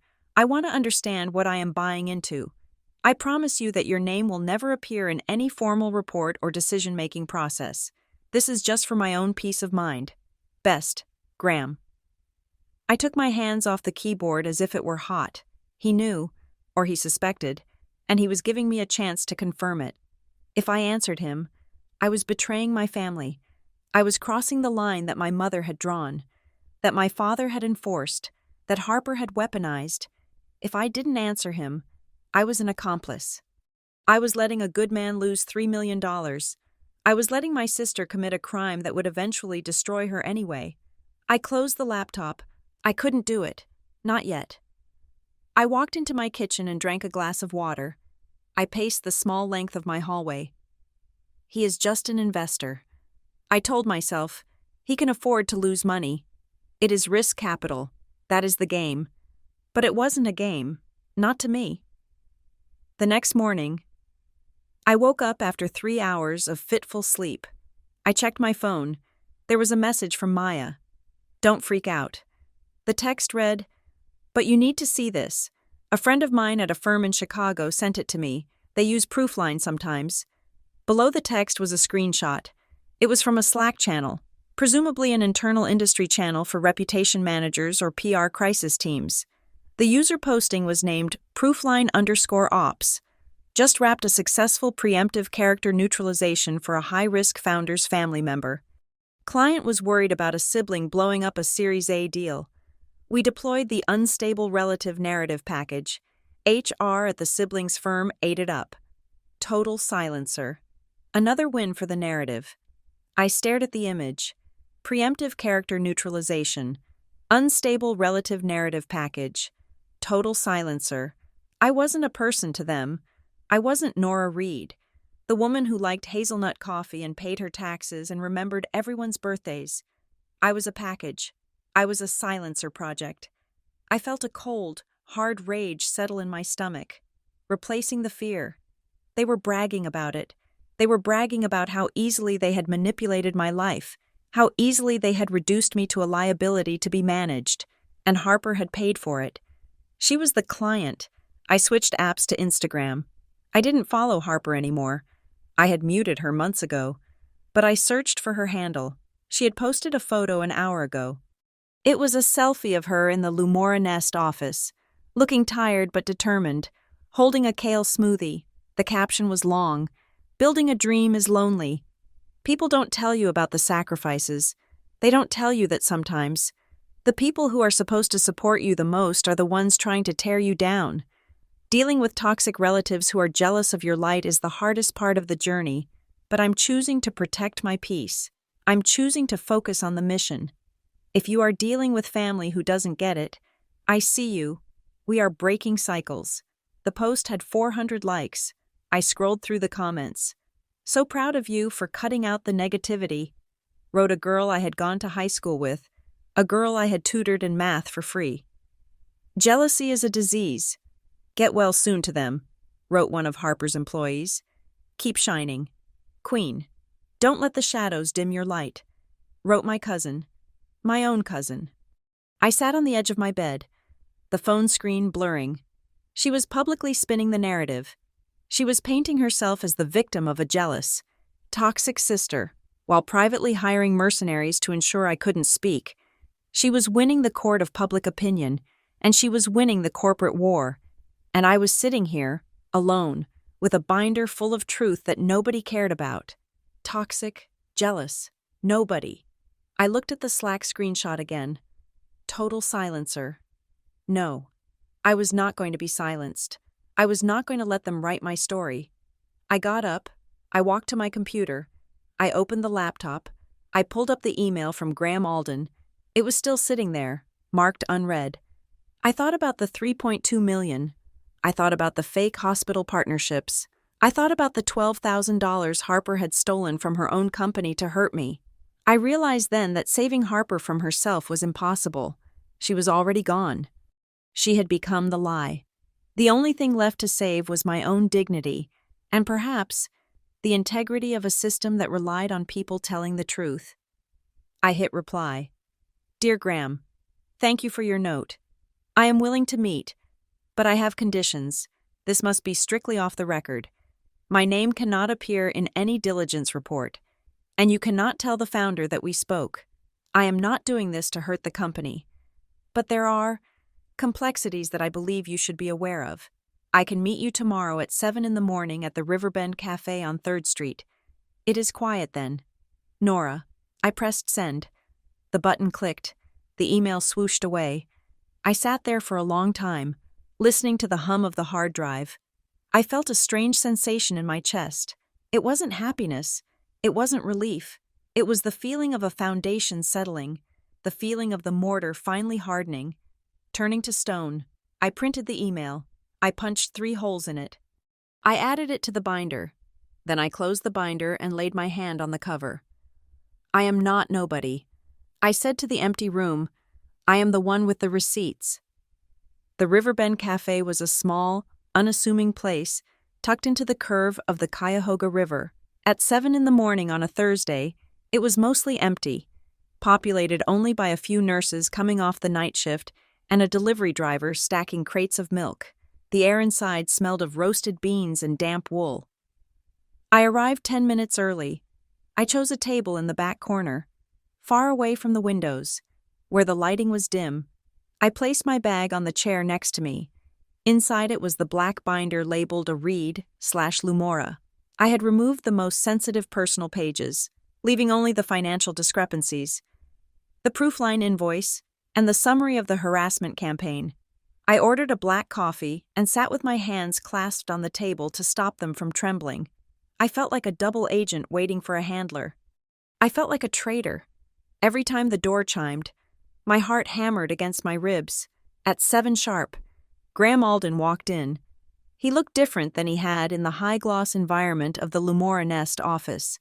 He was wearing a thick wool sweater and a canvas jacket, looking less like a titan of industry and more like a weary professor. He ordered a tea, scanned the room, and walked straight to my table. "Nora," he said, nodding once. "Thank you for coming." I stood up halfway to shake his hand, then sat back down. "Please, sit." He took the seat opposite me. He didn't open a briefcase. He didn't pull out a notepad. He just wrapped his hands around his mug and looked at me. His eyes were gray and uncomfortably direct. "I appreciate you agreeing to this," Graham said. "I know it puts you in a difficult position." "It does," I said. My voice was steady, which surprised me. "I want to be clear, Graham. I am not here to sabotage my sister. I love her. I want her to succeed. But I cannot be a party to what is happening." "I understand," Graham said. He took a sip of tea. "Let's start with the basics. You are an analyst. You look at risk for a living. When you look at Lumora Nest, what do you see?" I took a breath. I looked at the binder. "I see a vision." I said carefully, "Harper has a gift for narrative. She can make people believe in a future that doesn't exist yet. That is a talent. But in my line of work, we call that the premium on the goodwill. The problem is the foundation." I slid the binder onto the table. I didn't open it yet. "I see metrics that don't align with market realities." I continued. "I see a churn rate that is mathematically impossible for the sector, and I see a culture that penalizes questions." Graham nodded slowly. He didn't reach for the binder. "Penalizes questions." He repeated, "That is an interesting phrase. Can you elaborate?" I opened the binder. I bypassed the spreadsheets about the fake hospital partnerships. I bypassed the App Store data. I turned directly to the section I had tabbed in red. The invoice. "Harper believes that anyone who questions the narrative is an enemy." I said, 2 weeks ago, I raised a concern privately about regulatory compliance. I didn't yell. I didn't threaten. I just asked how she planned to handle health data privacy. And she viewed that as an act of war." I said. I pushed the binder toward him, pointing at the document. "She hired a firm called Proofline Strategies. She paid them $12,000 from the Lumora Nest operating account. The memo line says brand protection. But the engagement letter, which I obtained through a breathless HR department at my own firm, specifies the scope of work." Graham put on his reading glasses. He looked down at the page. I watched his eyes scan the lines. I watched him read the words, "Target, Nora Reed." I watched him read the words, "Neutralize credibility." He didn't gasp. He didn't frown. He just went very, very still. "She paid for this with company funds?" he asked, his voice devoid of inflection. "Yes," I said. "She used the capital she raised from her initial friends and family round, money my parents put in, money her college friends put in, to hire a firm to stalk her sister and construct a dossier claiming I am mentally unstable. They sent it to Oakline Capital to ensure that if I ever spoke to you, I would look like a vindictive, crazy relative." Graham looked up. He took off his glasses and placed them gently on the table. He looked tired. Not the fatigue of lack of sleep, but the fatigue of a man who has seen the same ugly pattern repeat itself for 30 years. "I am sorry, Nora," he said softly. "I don't need an apology," I said, feeling a sudden surge of heat behind my eyes. "I just need you to know who you are doing business with. You are looking at the numbers, Graham, and the numbers are wrong. But even if the numbers were right, this is how she handles dissent. She destroys the dissenter." Graham leaned back. He looked out the window at the river, which was gray and sluggish under the overcast sky.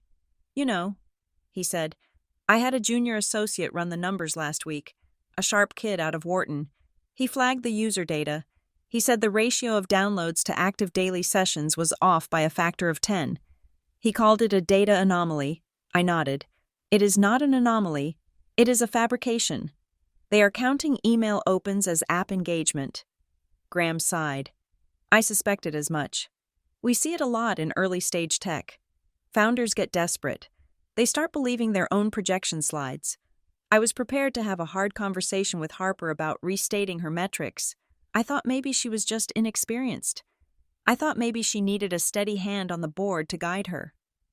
He tapped the invoice with his index finger. "But this?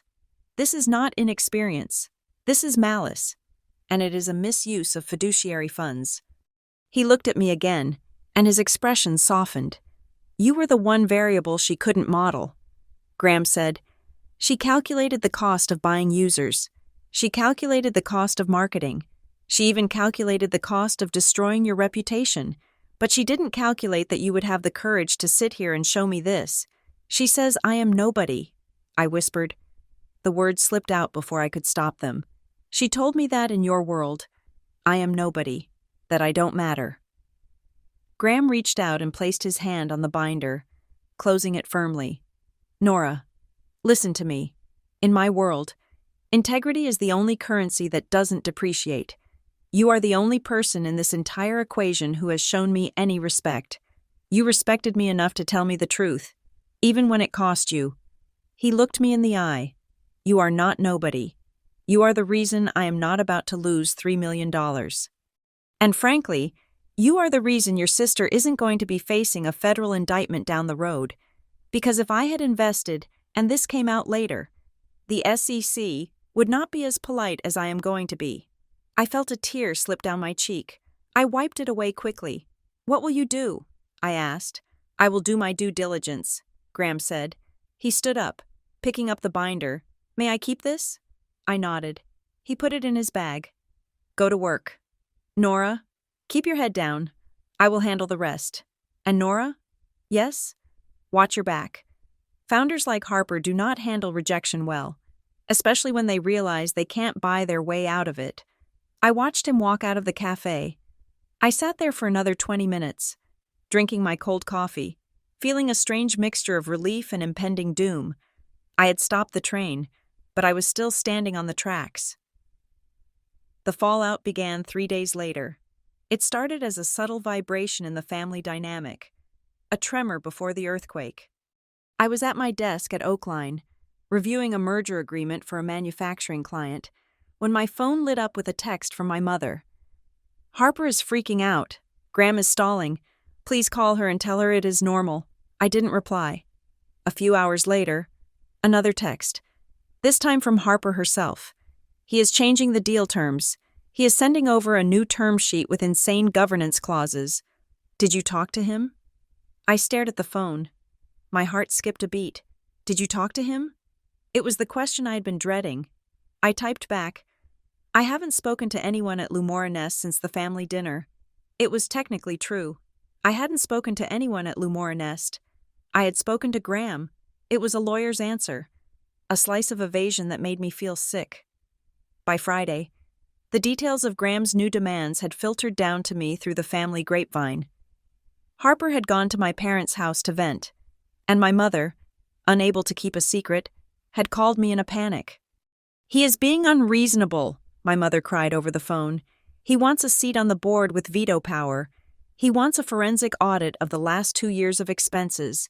And he wants an explicit ethics clause that forbids retaliation against whistleblowers and family members.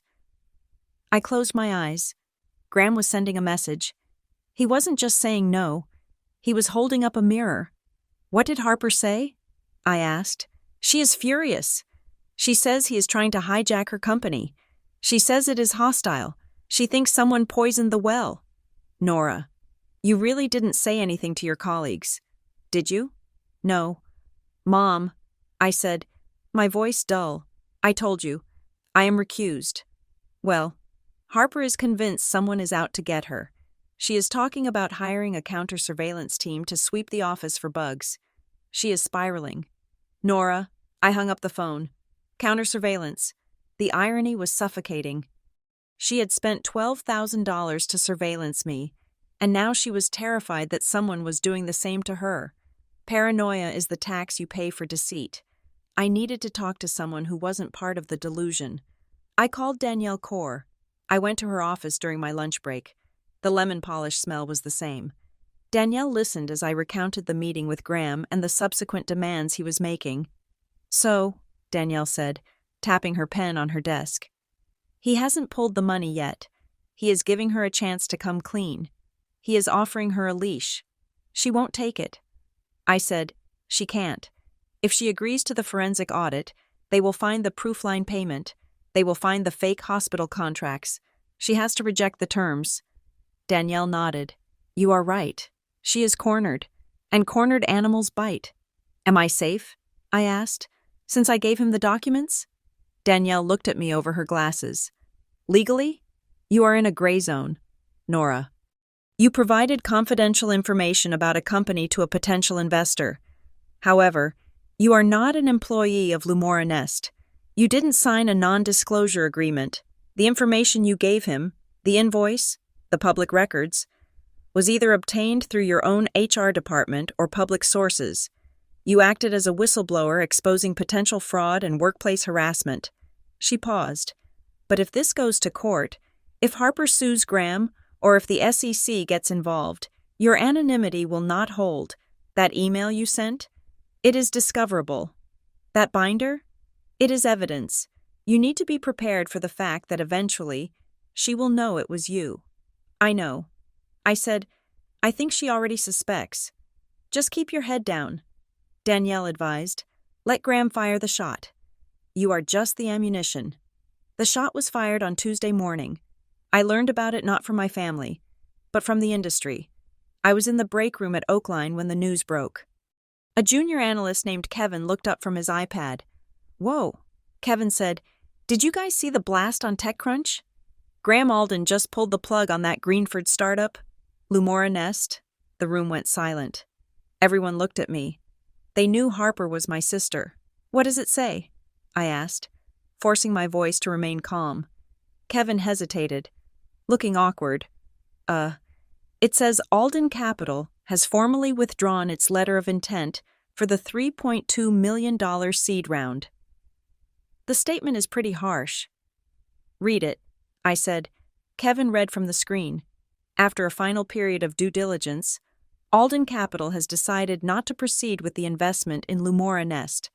This decision is based on significant integrity risks identified in the company's reporting and governance structures, as well as inconsistencies in represented metrics.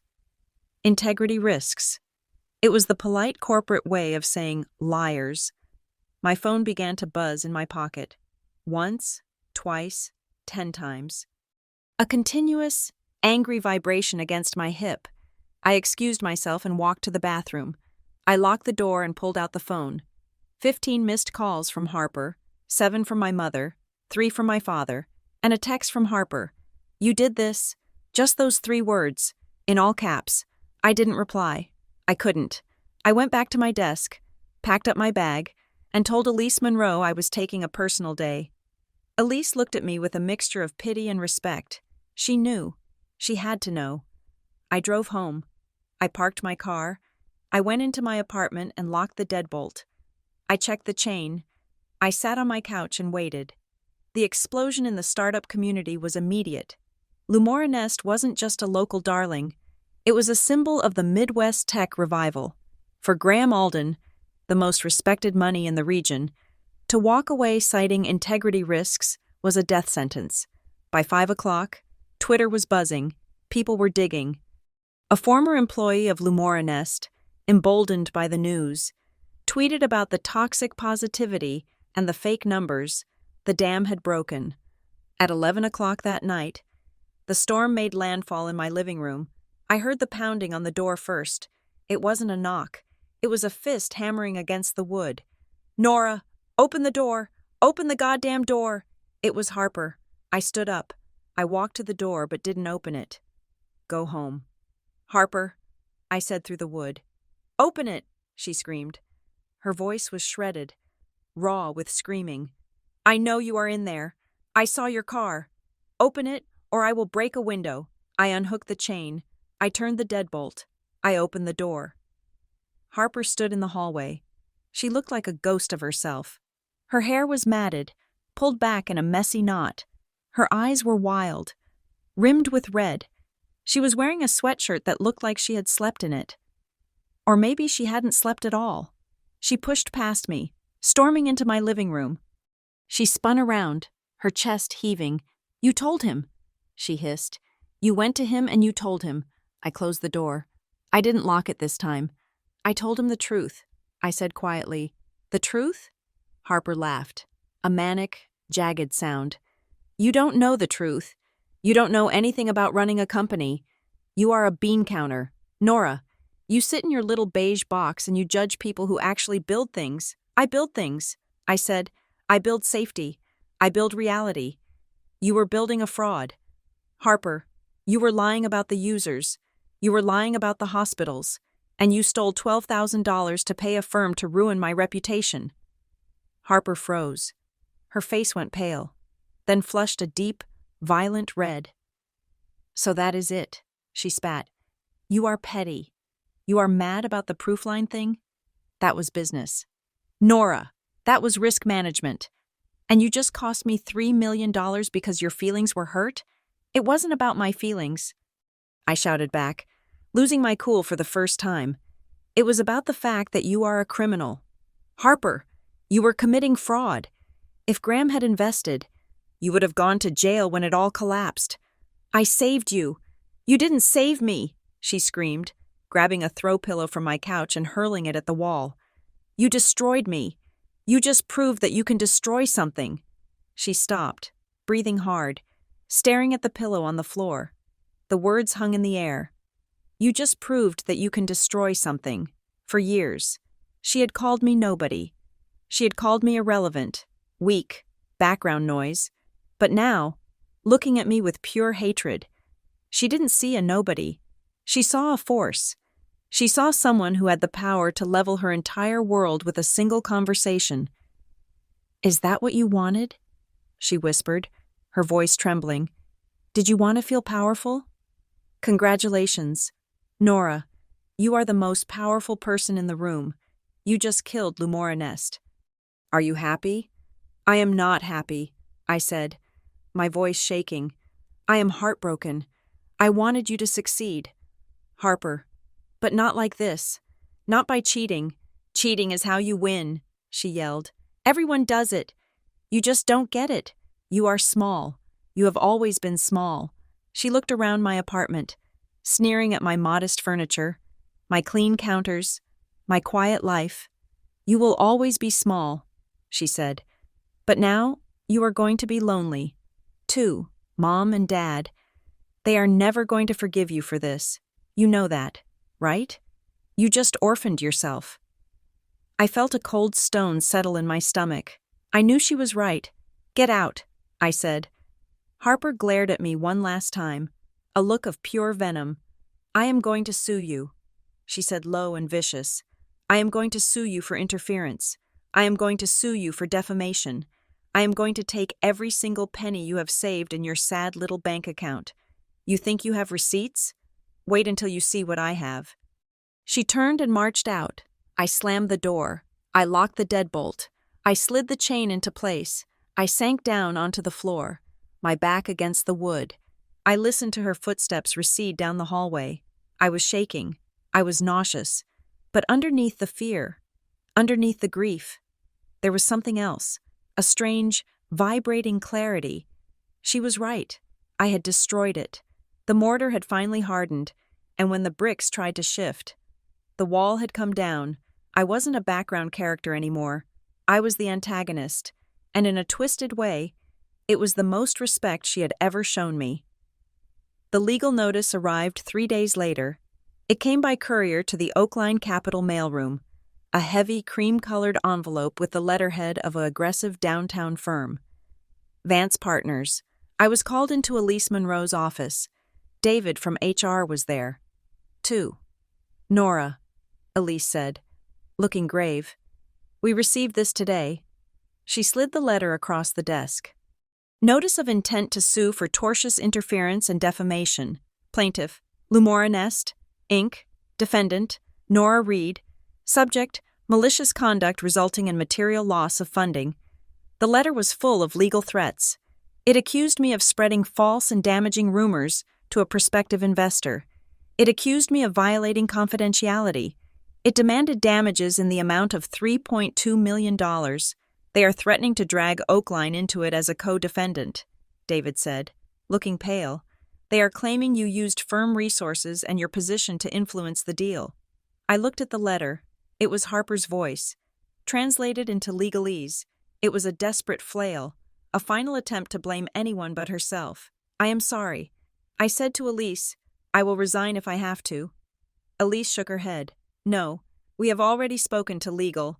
The allegations are baseless. You recused yourself. You acted as a private citizen. And frankly, she paused, looking at me with a sharp, assessing gaze. Graham Alden called me this morning. I looked up. He did? Elise nodded. He told me that you acted with supreme integrity. He told me that you saved his firm from a disastrous investment. He said that if Lumora Nest sues, he will testify on your behalf, and he will bring his own forensic accountants to court. She smiled grimly. So let them sue. Nora, we are not firing you. In fact, Graham suggested we put you on the ethics committee. I took a breath. The air in the room felt thinner, cleaner, but I knew this wasn't over. The legal threat was just the opening volley. Harper wasn't trying to win a lawsuit. She knew she would lose against Graham's lawyers. She was trying to hurt me. She was using the legal system to extend the family abuse, to force me to sit in a deposition room and be torn apart. She was willing to burn down the rest of the family to scorch me. I picked up the letter. Okay, I said. If she wants a war, she can have one. But I'm not fighting with rumors anymore. I walked back to my desk. I opened my drawer. I took out the binder. The time for going dark was over. My sister had dragged the family onto the battlefield. She didn't realize that I was the one who had drawn the map. The conference room at the downtown mediation center was designed to be neutral, but it felt like a surgical theater. The walls were a sterile, agreeable beige. The table was a vast oval of blonde wood, wide enough to ensure that opposing parties couldn't reach across and strangle one another. The air conditioning was set to a temperature that kept everyone slightly alert and uncomfortable. I sat on the left side of the table. To my right sat Danielle Kaur, my lawyer, who had arranged her notepad and pen with the precision of a sniper setting up a scope. To my left sat Paul Garris, the general counsel for Oakline Capital, who was there to ensure that my employer was not dragged into a defamation suit. Across the table sat the opposition. Harper sat in the center. She was wearing a white power suit that looked severe and armor-like. Her face was pale, her makeup done with a heavy hand to conceal the dark circles I knew were there. Next to her was her attorney, a man named Vance who had a reputation for being loud and expensive. And behind Harper, sitting in chairs against the wall like a silent Greek chorus of disappointment, were my parents, Mark and Linda Reed. They wouldn't look at me. My mother was clutching her handbag as if it contained the last remnants of our family's dignity. My father was staring at a water stain on the ceiling tile. They had chosen their side. They were sitting behind the founder. They were sitting behind the dream. I was the plaintiff and the defendant all at once, trapped in a legal purgatory called pre-litigation mediation. We were here to see if we could avoid a public trial, to see if the bleeding could be stopped before it stained the court records. The mediator, a retired judge named Helen Rostova, cleared her throat. She was a small woman with sharp eyes and a voice like dry leaves.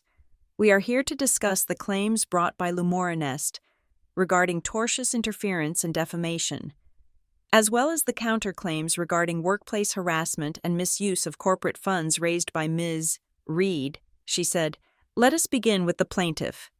Vance leaned forward. He didn't look at me. He looked at the mediator. "Your Honor," he began, slipping into courtroom habits. "We are here because Nora Reed engaged in a systematic campaign to undermine her sister's business. Motivated by lifelong jealousy and personal animus, she used her position as a financial analyst to poison the well with a key investor, Graham Alden.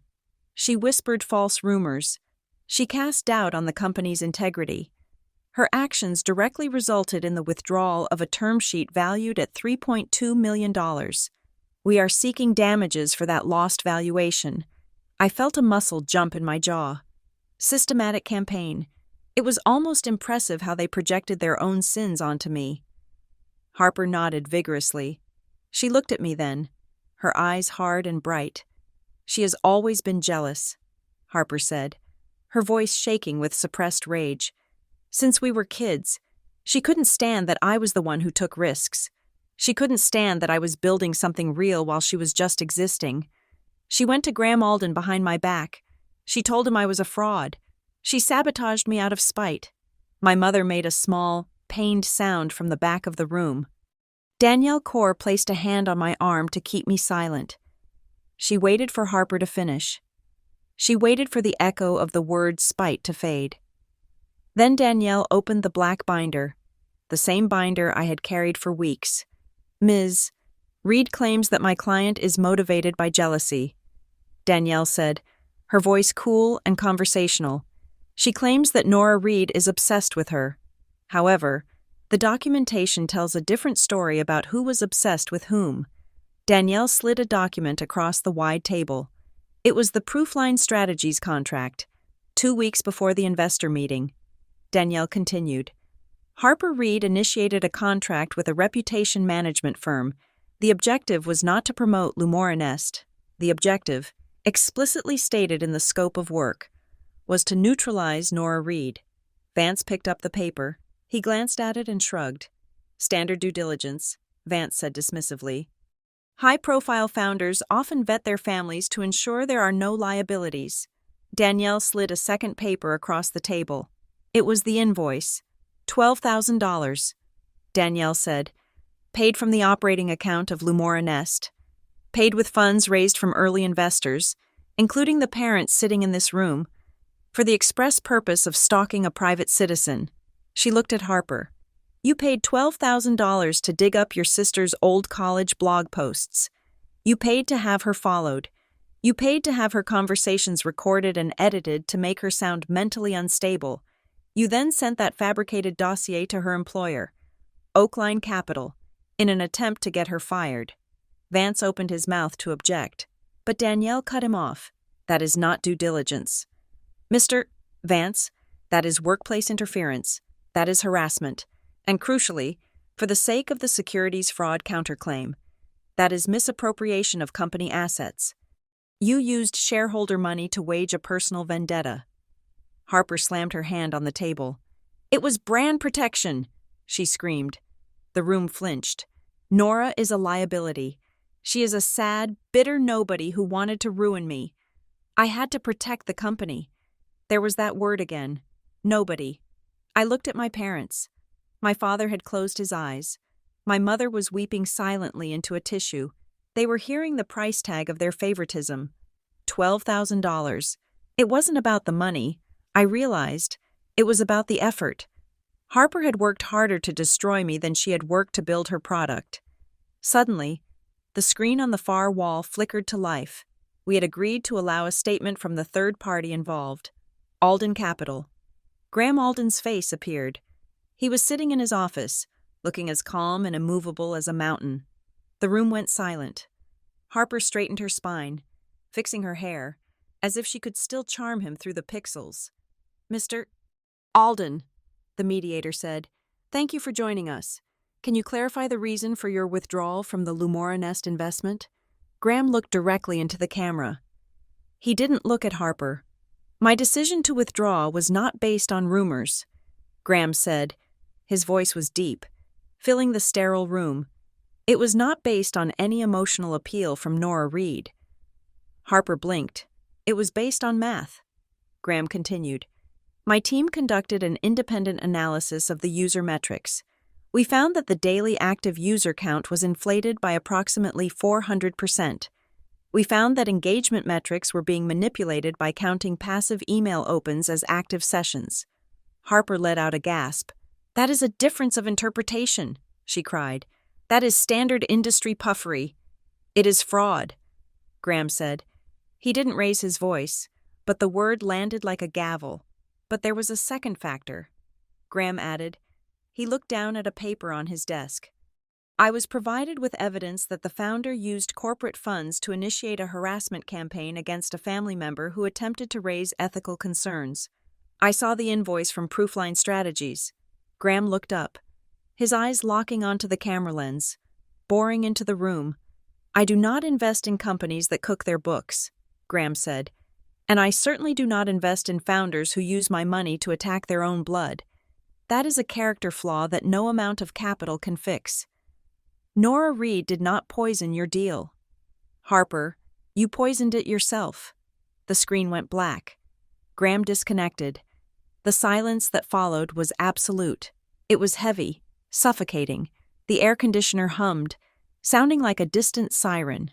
Harper was staring at the blank screen, her mouth slightly open. The narrative she had built, the story of the jealous sister, the saboteur, the victimhood, had just been dismantled by the very man she was trying to impress. The mediator. Helen folded her hands.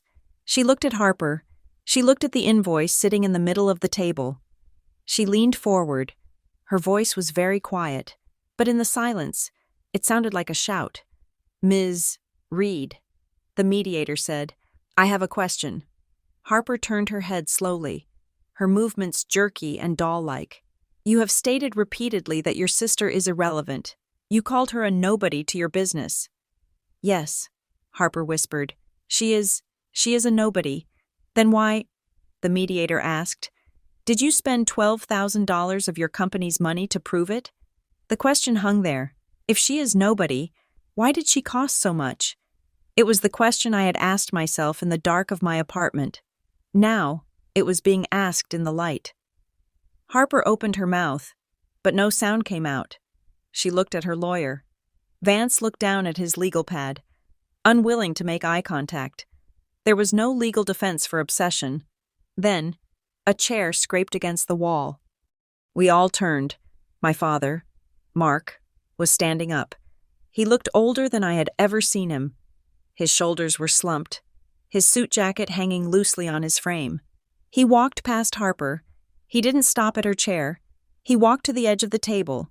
He looked at me, really looked at me, not as the background character, not as the steady one, but as the daughter he had sacrificed. "Harper," my father said. His voice was raspy. Harper turned around. "Dad? Tell them she is twisting this." "When?" my father asked. "What?" Harper asked. "When did you start seeing her as a threat?" my father asked. He gestured to me. "She is your sister. She tutored you in math. She co-signed your lease. We told you she was the support system. When did she become the enemy?" Harper stared at him. "Because she wouldn't just clap," she burst out, her voice cracking. "Because she always looked at me with those judging eyes. She always had to check the math. She couldn't just believe in me." "Because the math was wrong," I said. I spoke for the first time in an hour. My voice was calm. I wasn't judging you. "Harper, I was worried about you. I asked about the compliance because I didn't want you to get sued. I checked the numbers because I wanted to help you fix them. But you didn't want help.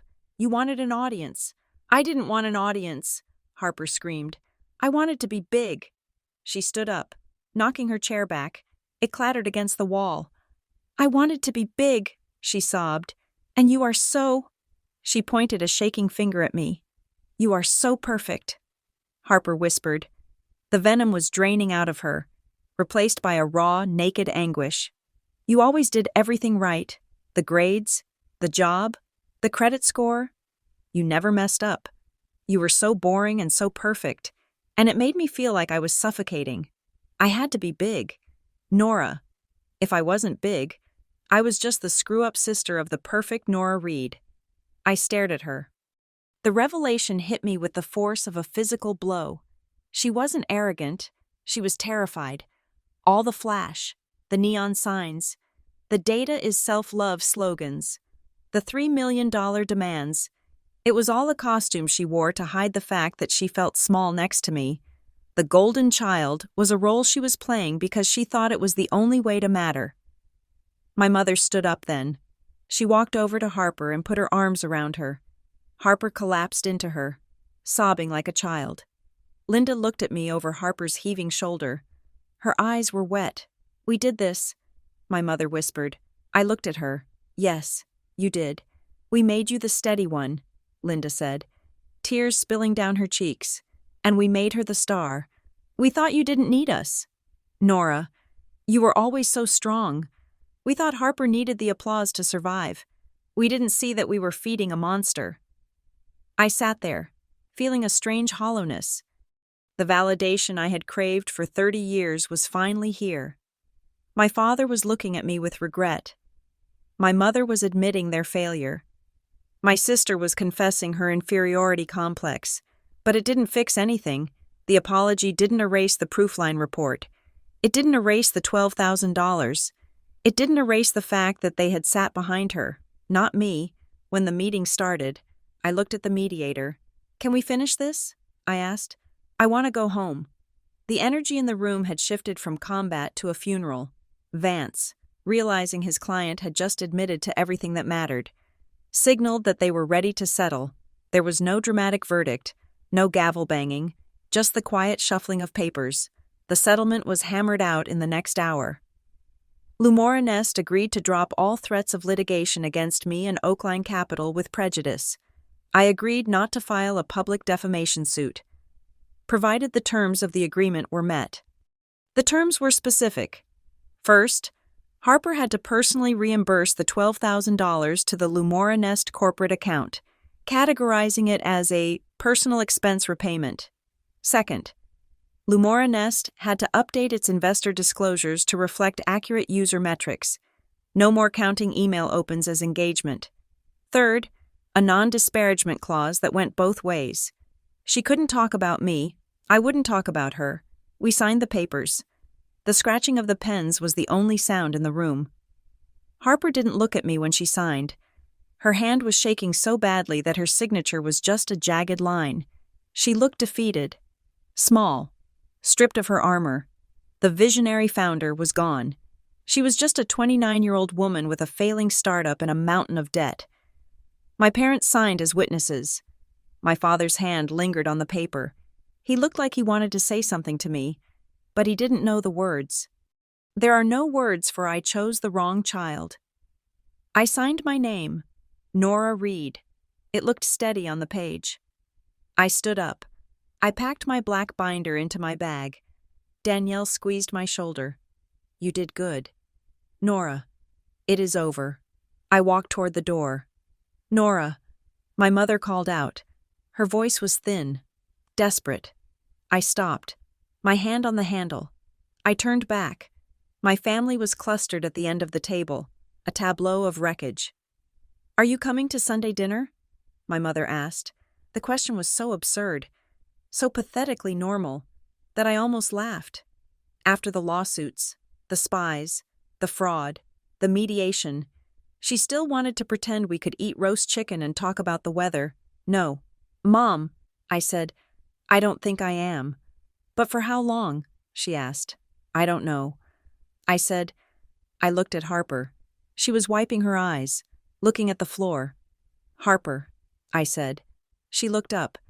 "You aren't a nobody either," I said. "You just need to stop paying people to tell you who you are." I opened the door and walked out. I took the elevator down to the lobby. The doors opened, and I stepped out into the main atrium of the building. Someone was waiting for me. Graham Alden was sitting on a bench near the security desk. He stood up when he saw me. He was wearing the same wool sweater he had worn at the cafe. "Graham," I said, surprised. "I thought you were on video." "I was in the building." He said, "I wanted to be close by in case things got ugly." He walked over to me. I heard the settlement was signed. He said, "Yes, it is done." He nodded. "I am glad." "And Nora, I meant what I said on the screen, about integrity. Thank you." I said. I honestly didn't know what else to say. I felt drained, like a battery that had been fully discharged. Graham reached into his pocket and pulled out a business card. It wasn't the standard Alden Capital card. It was cream-colored, with simple black text. "I am starting a new initiative at the family office," Graham said. "We are calling it the Foundational Ethics Wing. We are going to specialize in deep-dive due diligence for early-stage companies. We want to help founders build systems that are honest from day one. We want to catch the rot before it brings down the house." He handed me the card. "I need someone to run the diligence team," Graham said. "I need someone who knows how to look at a spreadsheet and see the story behind the numbers. I need someone who isn't afraid to tell a room full of powerful people that they are wrong." I took the card. I stared at it. You want to hire me? I asked. I don't want to hire a nobody, Graham said, a small, wry smile touching his lips. I want to hire the woman who brought down a fraud with a 3-ring binder. The offer is generous. Nora. And the hours are better than Oakline. I looked at him. I saw the respect in his eyes. It wasn't the patronizing praise of my parents, who clapped for stability because it was convenient. It was the respect of a peer. Think about it, Graham said. He turned and walked away, heading out the revolving doors. I stood in the lobby for a moment, holding the card. Foundational ethics. I walked toward the exit. I pushed through the heavy glass doors and stepped out onto the sidewalk. The air was cold. It was that crisp, biting Ohio cold that wakes you up. I took a deep breath. It tasted like snow and exhaust and freedom. I looked at my phone. I had 3 missed texts from my mother, begging me to call. I had a text from Elise Monroe asking how it went. I didn't answer any of them. Not yet. I looked up at the sky. It was a flat, slate gray, but for the first time in my life, it didn't feel oppressive. It felt like a blank canvas. I thought about the $12,000. I thought about the $3.2 million. I thought about the trophies on the mantle that weren't mine. They were all just sunk costs now. Write-offs. I wasn't the background character. I wasn't the villain. I put Graham's card in my pocket. I buttoned my coat. I started walking down the street, my heels clicking a steady, rhythmic beat on the pavement. I didn't know if I would take the job. I didn't know if I would ever speak to Harper again. I didn't know if I would ever go back to that house with the manicured lawn. But as I walked into the cold wind, one thing was absolutely certain. I was Nora Reed, and I was somebody. Thank you so much for listening to the story of Nora and Harper. This was Sister Paid $12,000 to Prove I'm Nobody.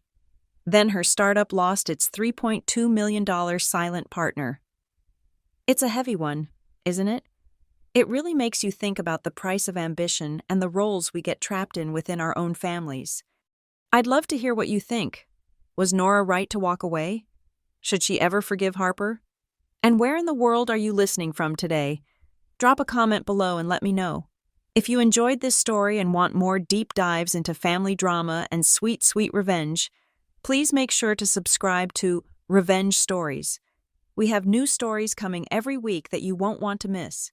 Thanks for being here, and I'll see you in the next one.